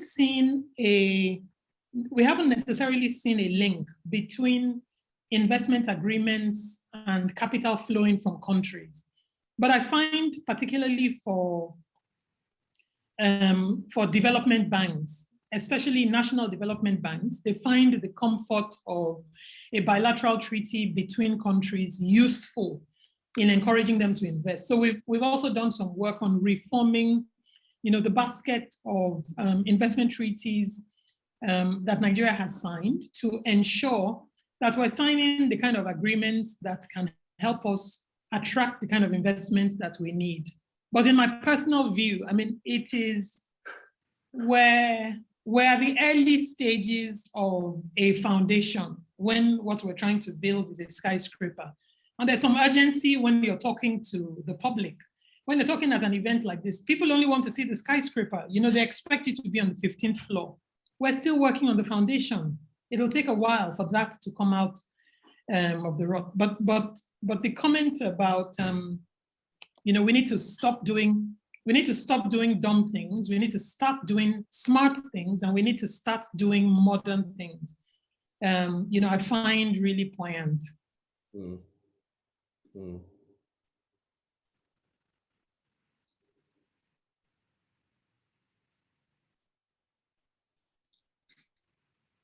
Hello, Yewande, are you still there? Yes. So we know what the challenges are. I think the work of getting that capital to come in the context of the difficulty of attracting capital anyway, and the intensity of the competition from economies that are maybe better than ours, tells me that we need to do a lot more work to proactively attract that investment. And we need to make sure that what we're doing across government agencies, that it coherently suggests to investors that we actually want their capital. It's not, investors don't care what you say, it is what you do and the way you treat others like them, that affects their conversion of interest to investment. And what we try to do at NIPC is first to take the pulse of investors in terms of getting a sense of what the issues are and passing them on to the appropriate government agencies. We're not a regulator, and we're not really a policy maker. We're more an advocate. So we advise government on the things that need to be done. But certainly in terms of the challenges, I'd say that we're very much aware of them.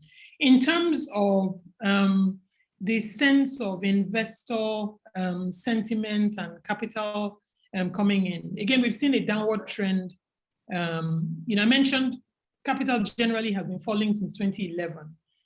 We saw a spike in 2018, and then it's been partly driven by COVID, downward since then. I think 2021 may be better in terms of announcements for the full year, but in terms of the capital that actually comes into Nigeria, I expect a decline in 2011 relative to what we saw in 2020. And NBS's records and data, support that. I think in total, we got capital in 2019 of about 23.7 billion. Of course, most of it was portfolio. In 2020, we got capital of 9.7 billion. Again, most of it was portfolio. The results or the report that NBS put out recently for 2021 suggests that in the first half of 2021, we've only got about 2.7 billion of capital coming, which is about a third of what we got in 2020. So, difficult in many ways. And 2020 was even smaller than 2019. Yeah. So for me, first of all, there's some urgency about the work that government needs to do, but there also needs to be some sincerity is what I'd like to say. It's not so much about what we say that we're going to do, is what we actually do. Otherwise, there's a fair bit of fatigue about we're going to do this, we're going to do that, but a lot of the actions or some of the actions, and the actions need to be not just at the federal level, but across federal, state, and local government, across executive, legislature, and judiciary, that sends a strong message to investors that gives them that confidence antidote that the cowardice of capital needs. All right, thank you so much for those insights, Yewande. Thank you so much. Wow, looks like time is running really fast, so we will quickly just move on, to the next session. Chinwe, I'm going to come to you next, and then after you, I'll come straight to Andrew. Let's now talk a bit about subsidy and its effect on Nigeria's fiscal position. So we know that as an economy, we rely a lot on oil. When oil prices go up, government revenue typically goes up. And there's always been this, perfect correlation, if I can use that word, between Nigeria's, government revenue and, Nigeria's growth trajectory. But lately, we've seen that, there is now a gift versus curse situation where as oil prices are going up, then government expenditure is also going up vis-a-vis, Nigeria's, fuel subsidy policy. If even though the government doesn't necessarily see that as a subsidy, considering that it's an NPC that actually bears that bill. But from your point of view, Chinwe, how is it possible for us to solve or to sort out the fiscal situation we find ourselves in, if I can use that word, with subsidies still in place, or is there a way that we can manage both situations? Chinwe. Thank you so much. First of all, thanks for having me, and an amazing presentation from Dr. Nevin, beneficial insights from Mr. Rewane, Mr. Sadiku, and 𝙀𝙬𝙤𝙤𝙤.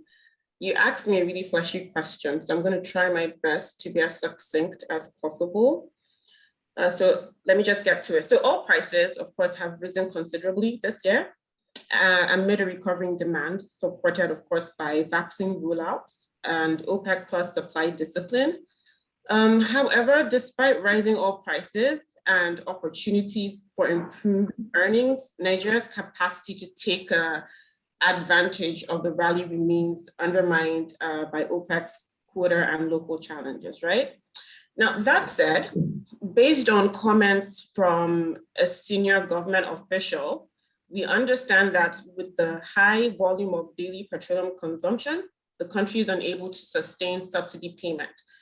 According to the same source, I believe Nigeria is exposed to a monthly subsidy bill of between 140 to 150 billion naira. That's according to that source. And this puts pressure on contributions from the NNPC to the Federation Account Allocation Commission, that's FAC. And of course, on the back of accruable revenue from oil. Industry sources suggest that NNPC recorded about 282 billion naira as net revenue to FAC between January to June this year.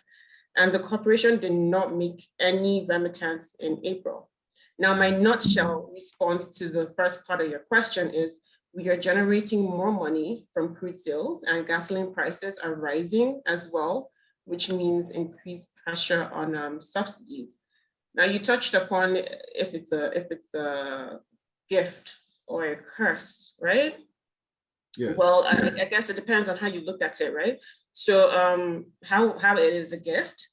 You know, historically, oil prices have had significant impacts on the growth of the economy. It accounts, of course, I'm sure everyone knows this, for around 2/3 of the country's government revenue. Last year, when oil prices declined sharply, this impacted the economy adversely, resulting in a recession. And that's after we had experienced a recession in 2016. First quarter of this year, the economy grew by just 0.5%, growth but fragile on the back of higher crude oil production and oil prices, as well as gradual easing of lockdowns, which of course resulted in an uptick with regards to economic activity. A rise in oil prices positively impacts government revenue and by extension serves as a boost to FX reserves. Now, I believe as at Thursday, I think that's the latest data available. So as at Thursday, the FX reserves stood at $33.6 billion compared with $35.7 billion in the corresponding period of last year. Of course, increased oil revenue bodes well for the country given its core role with liquidity in the FX market. The availability of FX enables the CBN to meet dollar demand in the market. Now, how is it a curse? The oil price increase has resulted in, increased importation costs for petroleum products, as I said earlier, and puts a strain on the ability of the NNPC to continue to pay subsidies. Another angle would be that a low oil price regime should encourage diversification on the country's revenue source. But in the past 6 years, we have seen oil prices dip, or we have experienced this low oil price regime, and the anthem for diversification has grown louder and louder, but implementation seems terribly slow. So perhaps the Dutch disease effect is still at play, which in my opinion is a curse. Yeah. Thank you so much, Chinwe, for that. I mean, I share those views as well, because it's you find yourself in this kind of quagmire where you really can't benefit from increase in oil prices when ordinarily that should translate to some kind of higher revenue for the government. Andrew, I'm going to come to you next. Andrew, I'm sure you've been itching to to make some contribution. But Andrew, paint some color for us here. You've seen, I think it was Bismark who had said earlier that typically when you're in this kind of economic situation, government tends to provide some kind of stimulus. But here's government here, trying to provide stimulus through a lot of the intervention activities of the central bank. In one hand as well, government needs to raise revenue, and you've seen VAT go from 5% to 7.5%. You've also seen drastic changes in Nigeria's fiscal policy through the Finance Act of 2021. Andrew, so how does this all play out? You have fuel subsidy on one hand, cutting government's revenue sources. You have government as well trying to raise, money from, the tax reforms and be more efficient with its tax collection.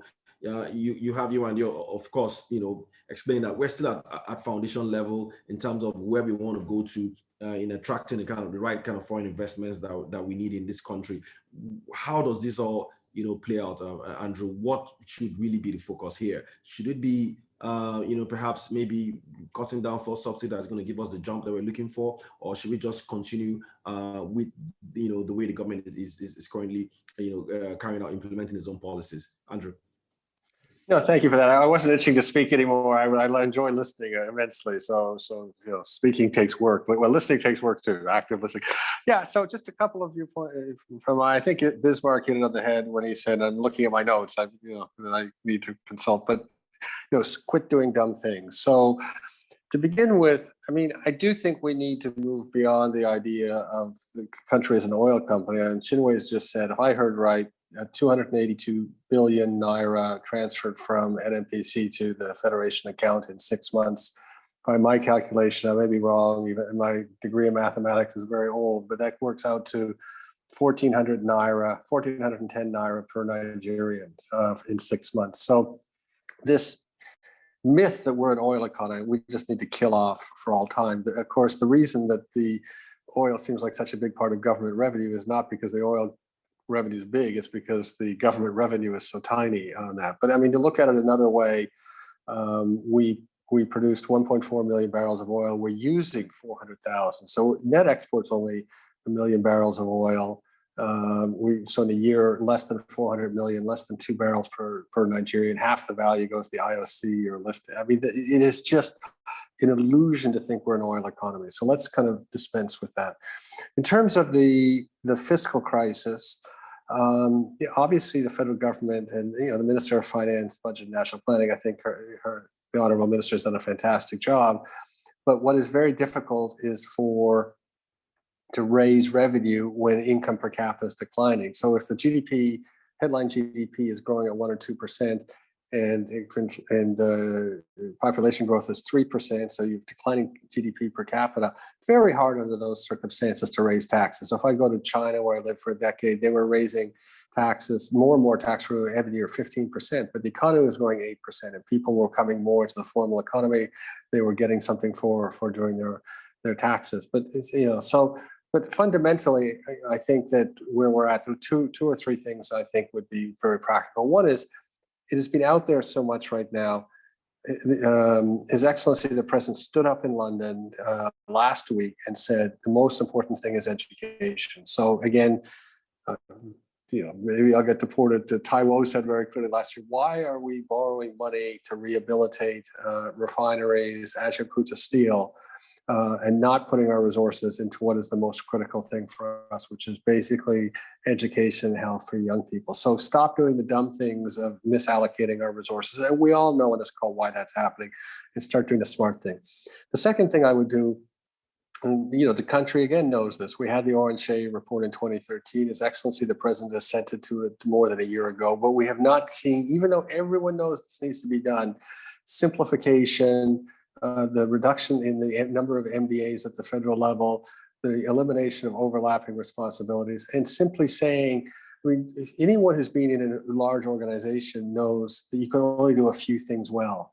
So the admission by the federal government that says we're going to focus on 1, 2, or 3 things, states, you have a responsibility, you go do these things. The federal government, the organized private sector, we're not doing these things. You need to be the ones that take the lead there. I think would go a long way for us. And to give a simple example, I was with someone the other day who, I won't mention the state, but told me that the governor was just taking on solving their own power problem. Now, I have said publicly, I think power should be a state matter. I think NERC is very, very well run right now. And of course, Dafe was my colleague at PwC, is one of the commissioners now. But the whole state can solve their own power problem. And to the extent that you need cooperation between states, they can solve their own cooperation problems. So why not take a big headache out of the federal government? There's enough things to do, and reduce the number of things that do that. And some of this would obviously be constitutional changes, some of it would be legislative changes. But unless there is a lot more downloaded, and Yewande said itself, the states are the ones that have to attract the investment. So they're the ones doing the work on this. They need the institutional framework to be able to do this. And then we can get the federal government to focus on just a small core of things. That would be my counsel. Thank you so much, for that, Andrew. Thanks a lot. I'm going to come to you next, Bismark, if you don't mind. Just so that we can just round up on this subsidy issue and its effect on government revenue. Bismark, you've been in this circle for a long time. Why is it so difficult, for government to particularly this current government, to want to take away, fuel subsidy? We know that the Jonathan government tried it, and we also, the response from, the unions and a lot of Nigerians at the time. And things have changed since then. It's over a decade now, and maybe sentiments are a lot better. Well, so we think. But from your perspective and from what you know, why is it so difficult, to take this decision? Government has tried a few times, but they still haven't really come out to actually take that decision and put a step on it. What's the challenge here, Bismarck? I think that making the decision, implementing the decision, and executing the decision are three different things. No doubt about it. Government understands it, policymakers understand it. But you see, when it comes to final decision making in a political system, you have to understand that number one priority is the security of the nation. And if the security reports reveal, rightfully or wrongfully, that if you do this at this time, it could be destabilizing to the political system, then typically the people who have a background from the previous military administrations and so on, you resolve conflicts in favor of your fears, right? When in difficulty, you defer until the timing is right. So let us look at it. The vested interest groups are not just interested in making sure that there's no reform. That will be their best objective. The next set of objectives is to delay the reform, so that by the time you visit the reform and the price of the reform later on, what was a problem has become a crisis. So there are those who benefit from a deadlock situation. There are those who benefit from no situation, where making no decision is an option, where delaying the right decision is an option.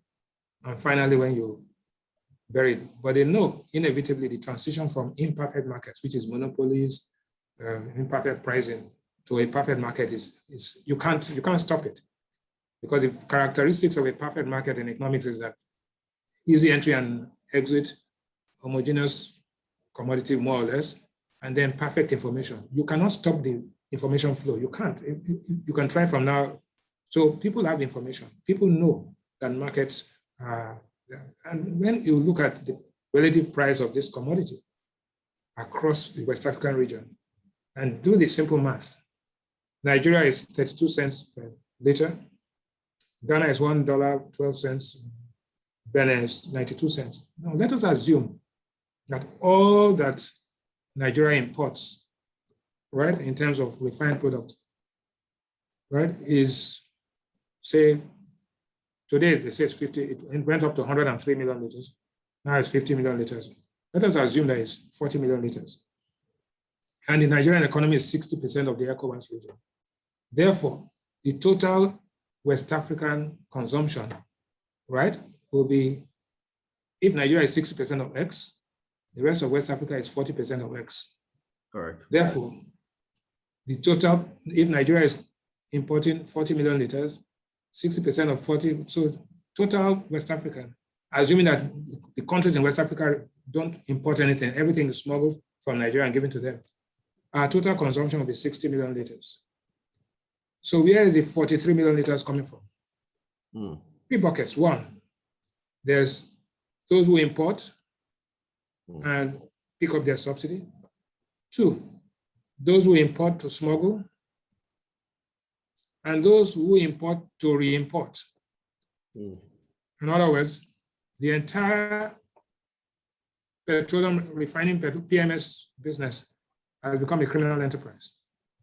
And to that extent, the vested interest, the value at risk for those who have something to lose compared to their number, value at risk per capita is so high compared to the benefit per capita of the entire economy, the 200 million people, that they will do anything and everything to ensure that 1, it is not done, 2, it is delayed, and 3, it becomes even impossible to implement. But that's the story of enlightened self-interest in any economy. But it's only a question of time, and very soon too, that you will do nothing with. I sat down in government circles when diesel was deregulated. Kerosene was reluctantly, but eventually deregulated. All the other forms. So the PMS is just the last thing. And they'll tell you, if you do this, this will happen. If you do that, that will happen.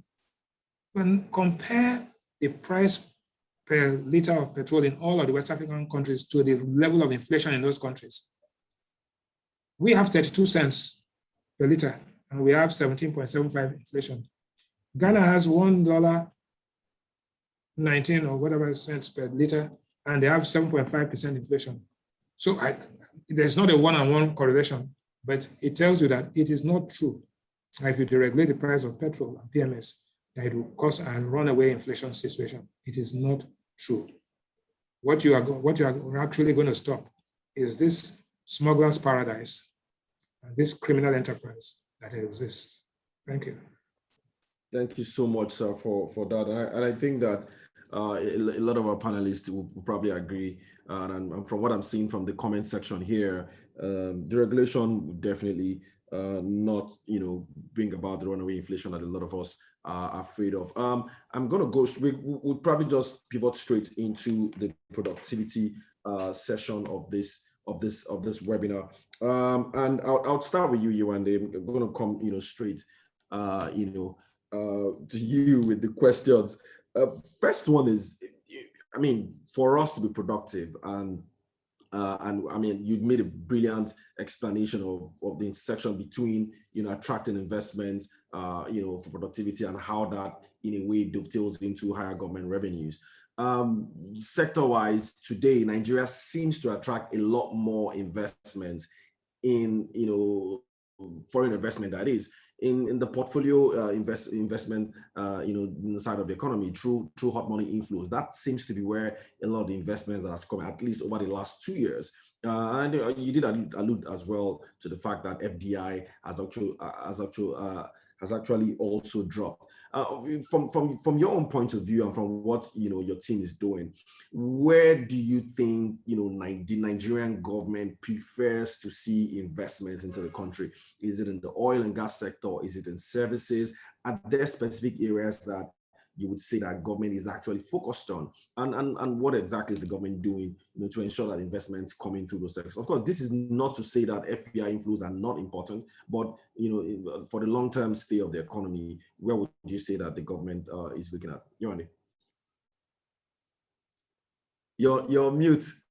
You're muted. Yes, okay. Yes. So it'll be remiss of me not to react to the comment about portfolio being hot money. I don't agree with it at all. I find that it is a view that many people take. The reality is that in the investment flow is a spectrum. You need direct investments, you need portfolio. Portfolio benefits from what was, the sweat and the work that was done by direct investors previously. The same way that the existence of an active and supportive portfolio market can actually stimulate direct investments. And for many investors who are coming into an economy, portfolio is the first way they will come because it's the lowest hanging fruit. The greater the comfort they have with portfolio, the more likely they are to get, I would say, country approval, say, for that economy. And you should normally graduate from doing so well in portfolio that you become more comfortable with that economy, that you graduate to direct, which has a longer time for returns. So it is not true that portfolio we don't want. A lot of the government resources are focused on direct because the portfolio market is very well serviced by the private sector. There's a Nigerian stock exchange with lots of professionals who work in that market. So that's probably why the dynamics are different. In terms of what government's efforts are, I mean, from the messaging that government has put out, the messaging is that government would like to diversify the economy away from oil. Okay, so ideally, we should be spending a lot more of our resources in the non-oil space and using government's own efforts to stimulate private investor activity in the non-oil space. And in my view, the knowledge economy that Andrew alluded to, and it's everything from the tech ecosystem to the creative space. And the tech ecosystem, and we can see this from the values that are coming into the space. In the context of intellectual, I mean, I hope this doesn't come across wrongly, but in the context of use of intellectual capital, the creatives, in my view, sits below, the tech innovation ecosystem. And we're finding now that reputationally, Nigeria is moving up that ladder more towards the tech ecosystem, which is not sector specific, it runs across sectors. In fact, a lot of the investments that we've seen in the tech space have been in opportunities that disrupt because of the lack of infrastructure. So they're used as an avenue for getting around the challenges within infrastructure. So from a government-focused sector perspective, it's non-oil, it's knowledge economy, and that knowledge economy, I'll put everything from the creatives to tech and innovation. Then it's agri, but better connecting agriculture to manufacturing so that we're not just at the lowest value generation point. All right, thanks for that, Yewande. So, I mean, if I get you clearly, government, still thinks that FPI is very important for any economy, and FPI, as you basically explained, has direct effect on FDIs. And of course, government's focus, non-oil investments, knowledge economy, creatives, tech, agriculture, and that's mechanized agri, if I can put it that way. So if you're listening, that's basically where the kind of foreign investment that Nigeria is looking for. Doesn't mean that we're not looking for foreign investment in other areas as well, but this perhaps will be the focus. Chinwe, I'm going to come to you next before I go to Kayode. In terms of productivity, two main issues that I think that a lot of us who track this economy regularly seem to worry about. And that's inflation, low inflation rate, high inflation rate, low GDP. And one other particular number that is very important is our PMI.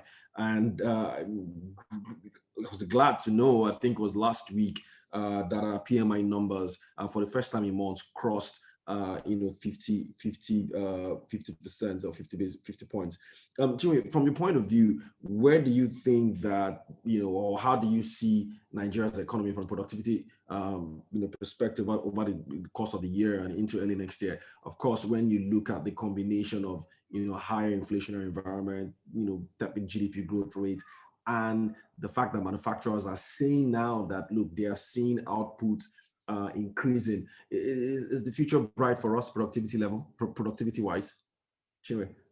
Okay, thanks for that. So yeah, the PMI checks the temperature of the manufacturing sector.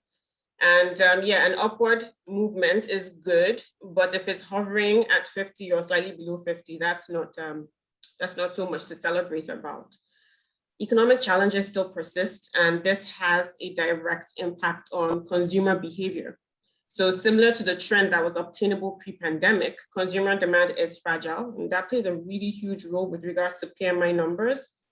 Over the past few months, there have been seasonal boosts to demand, which were short-lived. The underlying issue is that pockets remain squeezed, and the double-digit headline inflation rate posted each month since, I believe, February 2016, results in additional pressure. The current inflationary conditions in Nigeria adversely affect profitability of the manufacturing sector. So, of course, that plays into the productivity you're talking about. As for the outlook for the second half of the year with regards to PMI, downside risks on the back of the spread of the Delta variant of COVID-19, low vaccine uptake in the country. These two exist and would have downside risks to the to a healthier outlook for the PMI. My call will be that the reading could close the year above water, but below 55. The seasonal boost in Q4 will support positively as seen in 2020. We saw a boost.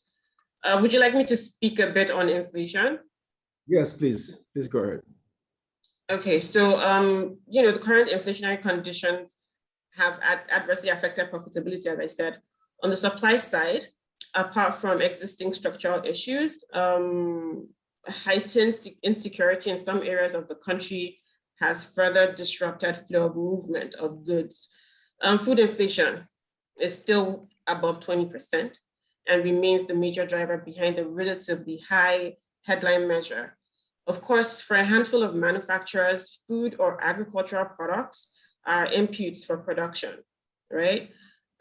We have noticed that different segments within the inflation basket have posted month-on-month decreases, which is encouraging. From a demand side, as I said, pockets and purses remain squeezed. Strong demand helps with driving supply, and as such, productivity. Consumers are yet to rebuild their pockets, and the inflationary pressure is definitely not helping. Yes, we see that headline inflation has posted successive declines in the past months, but this really is primarily on the back of positive base effects and not particularly due to any significant policy impact. So, thanks for that, Chinwe. Chinwe, just to get your view on recent corporate results that has come out over the last few weeks, and we've kind of seen revenue numbers go up, and there was also a recent World Bank report that alluded to the CBN's intervention, through a lot of its intervention funds, haven't helped the economy kind of get out of the recession that we're in. Do you maybe from your view think that further incentives from the CBN, which they have actually been aggressive with, would continue to propel or boost revenues of a lot of companies in Nigeria, particularly manufacturing companies? Well, interventions are essential. I wouldn't say that should stop, but I do share the same view that the impact is not really aligned with progression or growth. I could give an example: agriculture. Before the pandemic, let's look at before the pandemic. That sector has enjoyed a lot of intervention and fiscal, injections. But then when you look at the output numbers released by the MBS, I can't remember the last time I saw it. I can't remember when I saw it at 5% year on year. So it's not well aligned. So I agree with that view, but definitely interventions still need to continue to support the economy and support growth. We should do more, definitely. Yes. All right, 𝘾𝙧𝙤𝙤𝙤, I'm going to come to you next. Thanks for your patience. So far, 𝘾𝙧𝙤𝙤, you look at the numbers, and I'm sure you've also seen Nigeria's PMI numbers. What does it tell you? Are we really back? Is manufacturing back? Are businesses back in the economy? Are we basically, should we say, right, from your point of view that, COVID-19 and the challenges that it came with last year is behind us, we are soldiering on? What does the data tell you, 𝘾𝙧𝙤𝙤? Hi. So thanks for this again. Apparently there is a recovery going on. Again, it's not the strongest. We've seen better days, but there's reason to be hopeful. I mean, last year, oil output, oil revenue boosted, oil output. That also helped the recovery, helped us come out of recession after 2 negative quarters. Some of these sectors have begun to show positive signs. In Q1, I believe we had to 2023, 26 sectors showing positive growth compared to the previous quarter. So we're certainly seeing, something that looks positive, and in a few weeks or so, we're going to have Q2 numbers for GDP. There's reason to be optimistic. PMI also, as the previous speaker mentioned, is looking upward, crossing the 50 points threshold. And then with vaccination, with international tourism, international trade opening up, oil prices looking up, of recent, trending down, but it definitely looks like the recovery is real. I think the challenge will be how we are able to take advantage of it, as a country, whether those foundational systems that I referred to earlier, whether, they will be in place in time and in such a good shape as to be able to leverage the better emerging international environment. Otherwise, we might just find out that the world will leave us behind again. We need to be able to diversify away from oil, diversify our revenue, also diversify even the structure of the economy itself. But overall, it looks like, yes, the economy is picking up. There are still those, what they call binding constraints, that we still need to fix. And perhaps I could here mention, 3, 4, 5 of them. The key one, of course, is the infrastructure gap that we still face. I mean, that constrains ability of businesses to operate at maximum efficiency. And the infrastructure here, we're not just talking about the physical economic infrastructure, we're also thinking about the social infrastructure. This will include the social safety nets, employment insurance, health insurance, those systems that allow workers to be able to, confidently survive even when they are faced with shocks. Like the survey that I mentioned, households having to cut back on food. How are they going to not compromise their health? And when health is compromised, how will productivity not be compromised? Ultimately, that affects the macroeconomy. But if you have those kind of systems that help protect, support the workforce when make shocks like COVID happen, then you can at least, even though if you take a cut in your GDP, you will still be able to protect the bigger macroeconomy. The second point I would like to mention here is the linkage between primary sectors and the manufacturing sector. Rather than focusing on just agriculture and exporting raw agricultural products, I mean, we need to, strengthen that value chain process and, be more innovative with respect to linking those primary sectors with the manufacturing. Domesticate the manufacturing, the transformation of primary products into more valuable, high quality products, and then we can export them. That is the way, most of these Asian economies grew. And there is still room for that because the world, the population is growing. There will still always be need for these products. And then the third point is addressing the population drag. I think Andrew alluded to that as well. On where Nigeria would be, at the end of the decade. And this is an important consideration that policy needs to address. Will this be beneficial?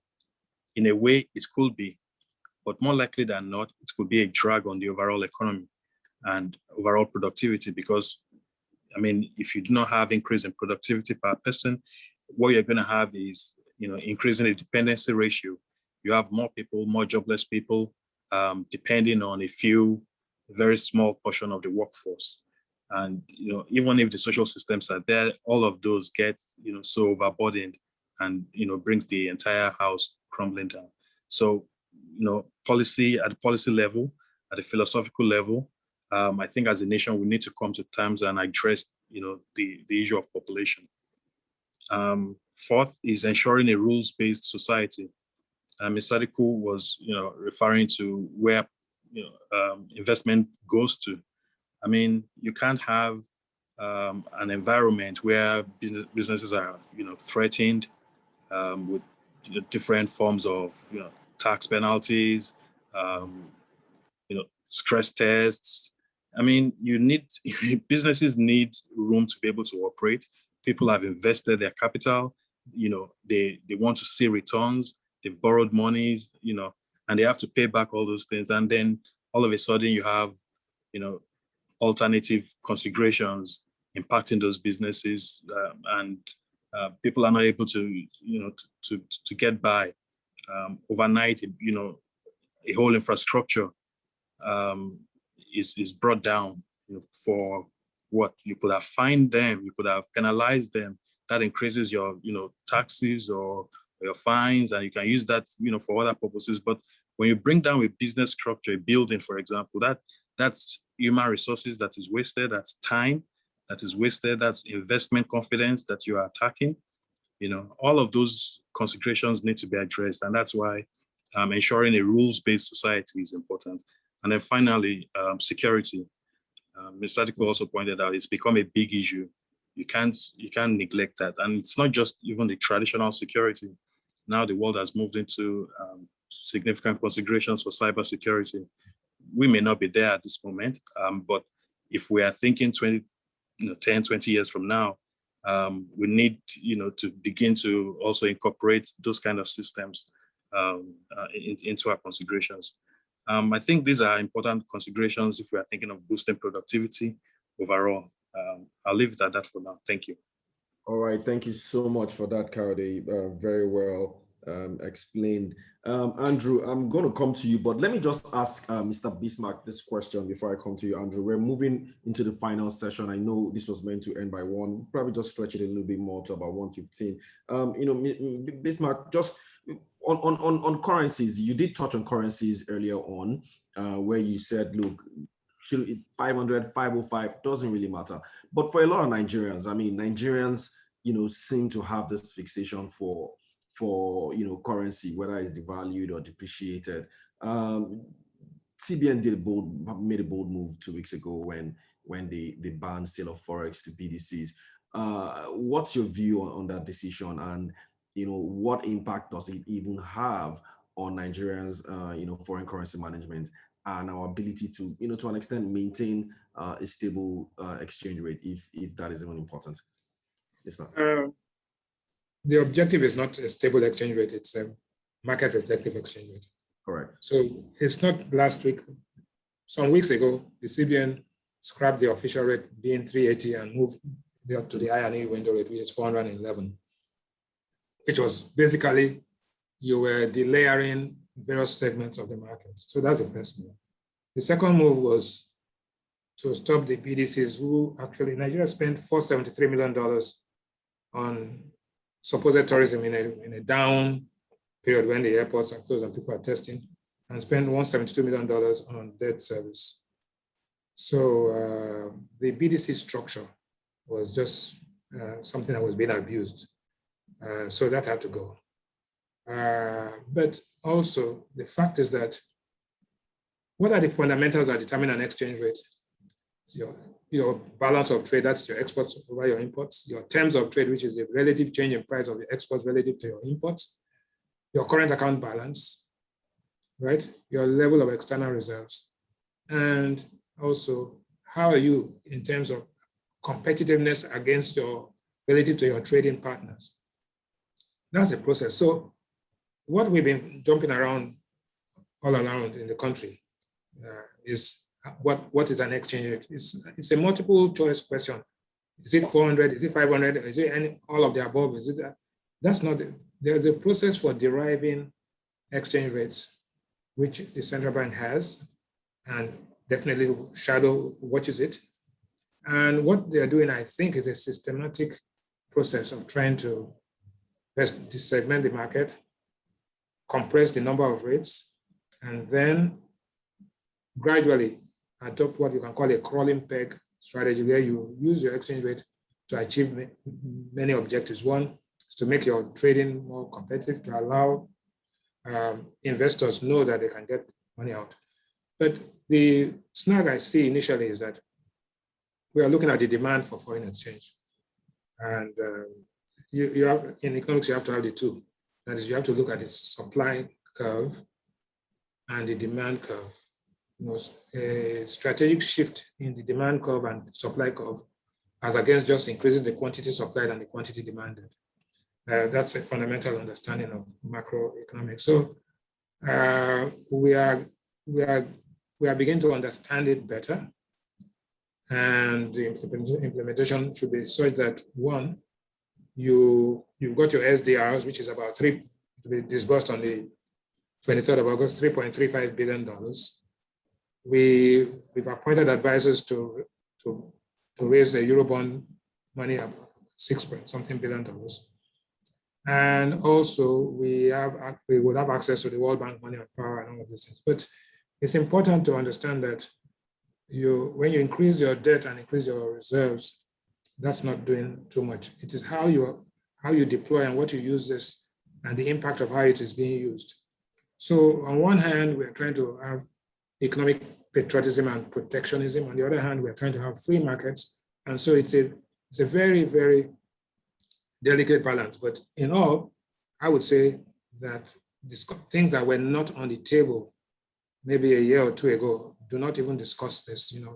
We had more or less a fixed exchange rate. We had, where those things are now off. So there is what I can call, there's the room for a meaningful and useful conversation around, one, what is the rate, and should we go there in one fell swoop? What is the exchange rate management mechanism, which allows it to appreciate and depreciate in line with our competitiveness with our trading partners? And once that is known, the markets are the most efficient determinant of rates. So I think that we are moving closer and closer to that place where the exchange rate is not a sacrosanct thing. It is used as a tool of management to achieve the broad objectives of the economy. I think that is very important to understand. It's a bit complex, but if you use a simple McDonald index to determine the exchange rate, you use a crude purchasing power parity analysis to show, it actually showed that 2 months ago, the currency was at about 507, and now it's about 490. So I think that if you disperse more money into the market, reduce the rationing, you allow the I&E window rate to crawl up, somewhat, you'll get fair value around, let me just say fair value will be fair value. I don't want to put a number out there but it's definitely, the currency will appreciate. And we've seen that it went from 525, 528, all the way to 506. This weekend it went down to about 511. So you begin to see that, and I think when it crosses the resistance point of 500 appreciating maybe to 490, then people now begin to, those who speculated and bought and front-loaded their demand and bought at 525, many of them are actually hurting today. So currencies by nature are volatile, but policymakers need to smoothen out that volatility so that investors can plan and respond accordingly. Thank you. But Bismark, just one more question before you go, sir. Do you think that the decision to continue to hold the currency at the fixed rate is also, the reason you gave for subsidy, perhaps maybe time? Is that the issue here? Well, the currency, you see, the marginal propensity to import in this country is about 0.29 or whatever it is, which means that every time the income increases, your import level increases by a particular factor. It's not as high as it used to be, which means that there's been some resilience in terms of building domestic capacity to substitute things. But you see, our economy has its trading component. 16% of GDP is wholesale and retail trade. And wholesale and retail trade begins to look at the currency value. But whether we like it or not, 80% or 90% of the world's trade and activity is done in convertible currencies. You cannot hold your currency that way. It's only a question of time. You can't. If we decide that we're not going to follow the GSM revolution, we would have been forced to do it because everybody in the world, it wasn't, So you have to understand some things that have the momentum, the external momentum. This cannot be a Robinson Crusoe economy. It cannot be an island of its own. And the more integrated you are with the rest of the world, every transaction has to be settled. Look at the cryptocurrency. People, the US government, everybody tried to stop it, but no, it's there. Well, so we now have $400 million worth of crypto being traded in Nigeria. So if I'm settling my transaction, there's no exchange control, nothing. You can't do anything about that. So it is time to accept the reality. And it is, for me, Nigerian policymakers are going through the 5 stages of grief. We are at first in denial, in annoyance, frustrated, bitter and angry, negotiate, and finally accept, right? Accept the reality that that's the end point. So how fast you go through the 5 stages of grief determines how fast you will grow after that. It's for policymakers and those who have enlightened self-interest, you're only wasting your time.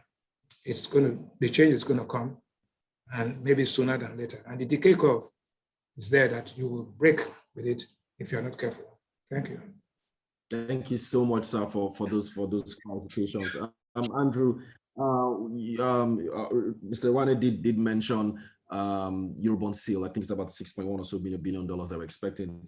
We did also get some money, confirmation that we'll be getting some money from the IMF sometime this month.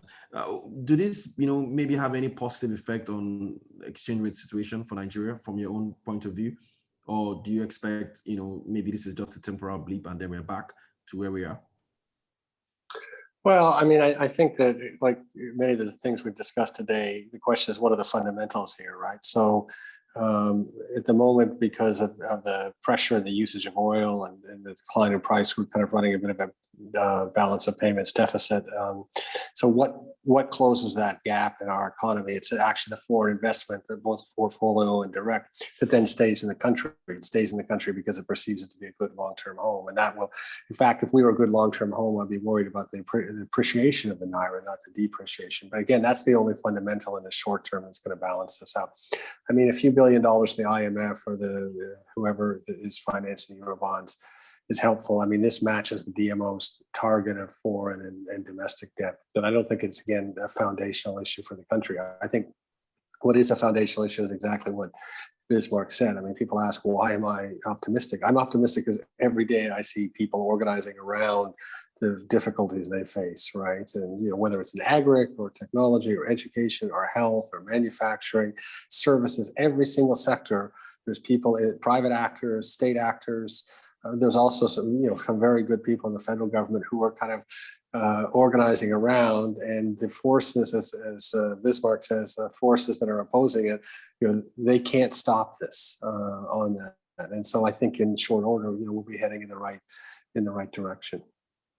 All right, thanks a lot, Andrew. Yewande, I know we're really running out of time, but I also just want your view on this currency situation. Your job basically is to just help get investments into this country. From your own perspective and from what you do every day, is there any negative effect, or I shouldn't characterize it as negative but positive, but have you seen any effect whatsoever on Nigeria's forex policy with attracting investment into the country? Of course, Nigeria's forex policy has a big effect. It has a big effect not just on attraction, but on investment retention. Investors reach out to me, companies reach out to me all the time about helping them to intervene to get more foreign currency for their imports. I have very strong personal views on arbitrary FX allocation. So it's always a difficult engagement for me to have with them. But it is not the stability of the rate, exactly as Mr. Rewane said it. It's the fact that the rate is market determined. That's what we articulated in the ERGP. That's what investors would like. It gives them the ability to plan. They can work with professionals. They can hedge their positions and the like. But if we operate in an environment that feels a bit more arbitrary, then it is difficult to plan. If the allocation of FX, comes with limited certainty, then it is also a bit more difficult to plan. So it doesn't only affect investors looking at the market, it affects existing investors and their ability to continue to operate at the level that they would like, or the ability to invest further. All right, thanks, Yewande. And I think I just want to re-echo what Bismark said. I think maybe perhaps we're at the negotiation stages of the five the five stages that you have to go through before you eventually accept where we are. So I guess the CBN is at the negotiation stage. You've seen them adopt NAFEX or the I&E window as the benchmark for the exchange rate for the country. We're basically at the end of this amazing webinar, but I'd just like to go around each panelist. Just your view, final comments. I'll start with you, Chinwe, then I'll go to 𝘾𝙧𝙤𝙞𝙨 next. Chinwe, final view. What would be your closing remark in terms of how we can get out of this situation, if I can use that word, borrowing it from Mr. Rewane. How can we get out of this? If we're not in a crisis, but how do we get out of this situation that we'll find ourselves in? Chinwe. Chinwe still there? All right. Can you hear me? Yes. Yes, we can hear you. Oh, okay, thanks. Well, your question, how do we get out of this situation? I would say that I hope we don't waste this crisis, that diversification is now brought to the front burner of the gas cooker, that interventions are well targeted, especially interventions that will support closing the infrastructural gap or deficit that we have. Yeah, those are my comments. All right, thanks so much, Chinwe. So Chinwe speaks to intervention as well as diversification as perhaps a route or a solution to this challenge. 𝘾𝙧𝙤𝙤𝙤, you're next. Yeah, thank you. Well, I was going to mention diversification, but since she has mentioned it, let me just add. Yeah, we need to grow the share. Hello, can you hear me? Yes, please go ahead, please. Yeah, so growing the share of non-oil revenue by expanding the tax base, that really does two things. One, it reconnects the government with the governed, because you are not just depending on rent to fund all your activities, independent of the society and the population that brought you to power, but you're also forced to take into consideration the interests, the benefits, potential benefits to that population, and that's important. And secondly, it also puts a demand for accountability on the part of the citizenry. If you are paying your taxes and that becomes an important share of government revenue, then that also gives an incentive for citizens to demand good governance and accountability, transparency from their leadership. I think growing the non-oil tax base, especially through growing the non-oil revenue base through taxes is an important way to go. Thank you. All right, thanks so much, 𝘾𝙧𝙤𝙤𝙤. Growing non-oil revenue as well as having good governance, very key to getting us out of the situation. Andrew, I'm going to come to you next. Final comments. How do we get out of this situation? Andrew. Well, maybe two comments. I mean, to begin with, a lot of the sort of things we might admire in other countries, particularly in the West, I mean, they took 1,700 years to build. I mean, from the fall of the Western Roman Empire through very difficult centuries, warfare, bubonic plague, ending kind of, I guess, with the Second World War, which is the most horrific conflict in history. So those institutions took 1,700 years to build. This country is building them in 2 decades. I mean, it's such an incredible change since I came in 2008. So let's not get discouraged. But in terms of getting out, the number one thing I would say is, I mean, we coined the term with Nairametrics, self-organizing. The unique feature of Nigeria, from my global experience, is Nigeria organizes itself. It is the self-organizing Niger. And so the one piece of advice I would have is, if we let the self-organizing impulse work, this country will transform itself. It's like watching a Lego movie, where they build the Lego out as it goes along. So reach the self-organizing Niger. And all that's happening now is that we have a huge impulse in self-organizing Niger, and we still have some resistance, whether it's a negotiation or denial or whatever, but that resistance is going to crumble, and then we're going to see incredible things. As I always say, though, I hope to live long enough to see it. Amen. Thank you so much, Andrew. Self-organizing Niger. we as self-organizing people, Nigerians are immensely resilient. Yewande, I'm going to come to you next. How do we get out of this?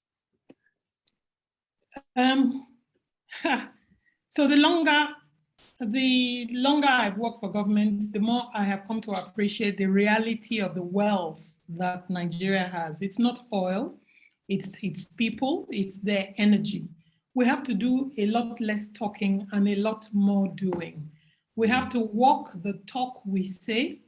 And I really like that expression about we have to stop doing, dumb things and start doing smart things. We say we will do a lot of smart things, but all of us from public and private sector don't do enough of it. And I would like to say that there needs to be some urgency about the private sector honestly working with government to address the challenges with implementation. It's not a challenge of not knowing what to do, it's a challenge of implementation. And it's the quality of the intellectual capital that sits in the public sector versus the private sector. We need a lot more of the intellectual capital in the private sector helping to achieve this objective and this reality that Nigeria has. Thank you. Thank you so much, Yewande. I think that's very, very important. The private sector always got to come, the aid of government when it comes to implementation. That is basically where we've seen the challenges for a long, long time. And thank you for making this comment. Finally, last but definitely not the least, Mr. Rewane, sir. Okay, I'm a firm believer in the investment-led strategy for growth. And 2 weeks ago, I read in the obituary column of The Economist an obituary of Donald Rumsfeld.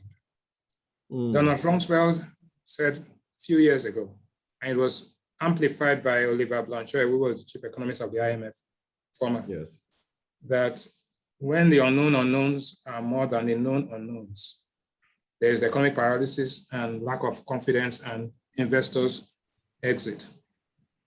As I look at Nigeria, working with policymakers, working with the private sector, working with advocates and working on this type of things, I see that the unknown unknowns are reducing relative to the known unknowns. In other words, the imponderables, the things that are in the air that you don't know about, right, are reducing, while the things you know, even though you don't have the answer, are increasing. And like they say, what you see is what you get, but what you don't see is what gets you. Thank you very much. Thank you very much, sir. I remember that comment a lot. Unknown unknowns and unknown knowns. And if you also read about the Black Swan, I think it's a book called The Black Swan that basically describes that very well as well. I think you should pick up that book. Thank you all so much for being a part of this. Immensely, I appreciate you all. I'll start by thanking Mr. Rewane. Thank you so much, sir, for being a part of this. Greatly appreciate you giving more than 2 hours of your time. It's not all the time that people get to take 2 hours of your time. Thank you so much. And to you, Mr. Sadiku, thank you so much, madam. Thank you a lot for being a part of this. Really appreciate you so much. And Kale, thanks a lot for representing the SG. You did very well, amazingly well. And to Andrew, always a pleasure having you on this discussion panel. Always a pleasure. And we always stop you all the time. And Chinwe, thank you so much as well for your insightful comments, instructive comments, I must say as well. Thank you all so much, everyone. And to the Nairametrics team who put this together, thank you all so much. Apologies to our participant. We couldn't take a lot of questions. There was just not enough time.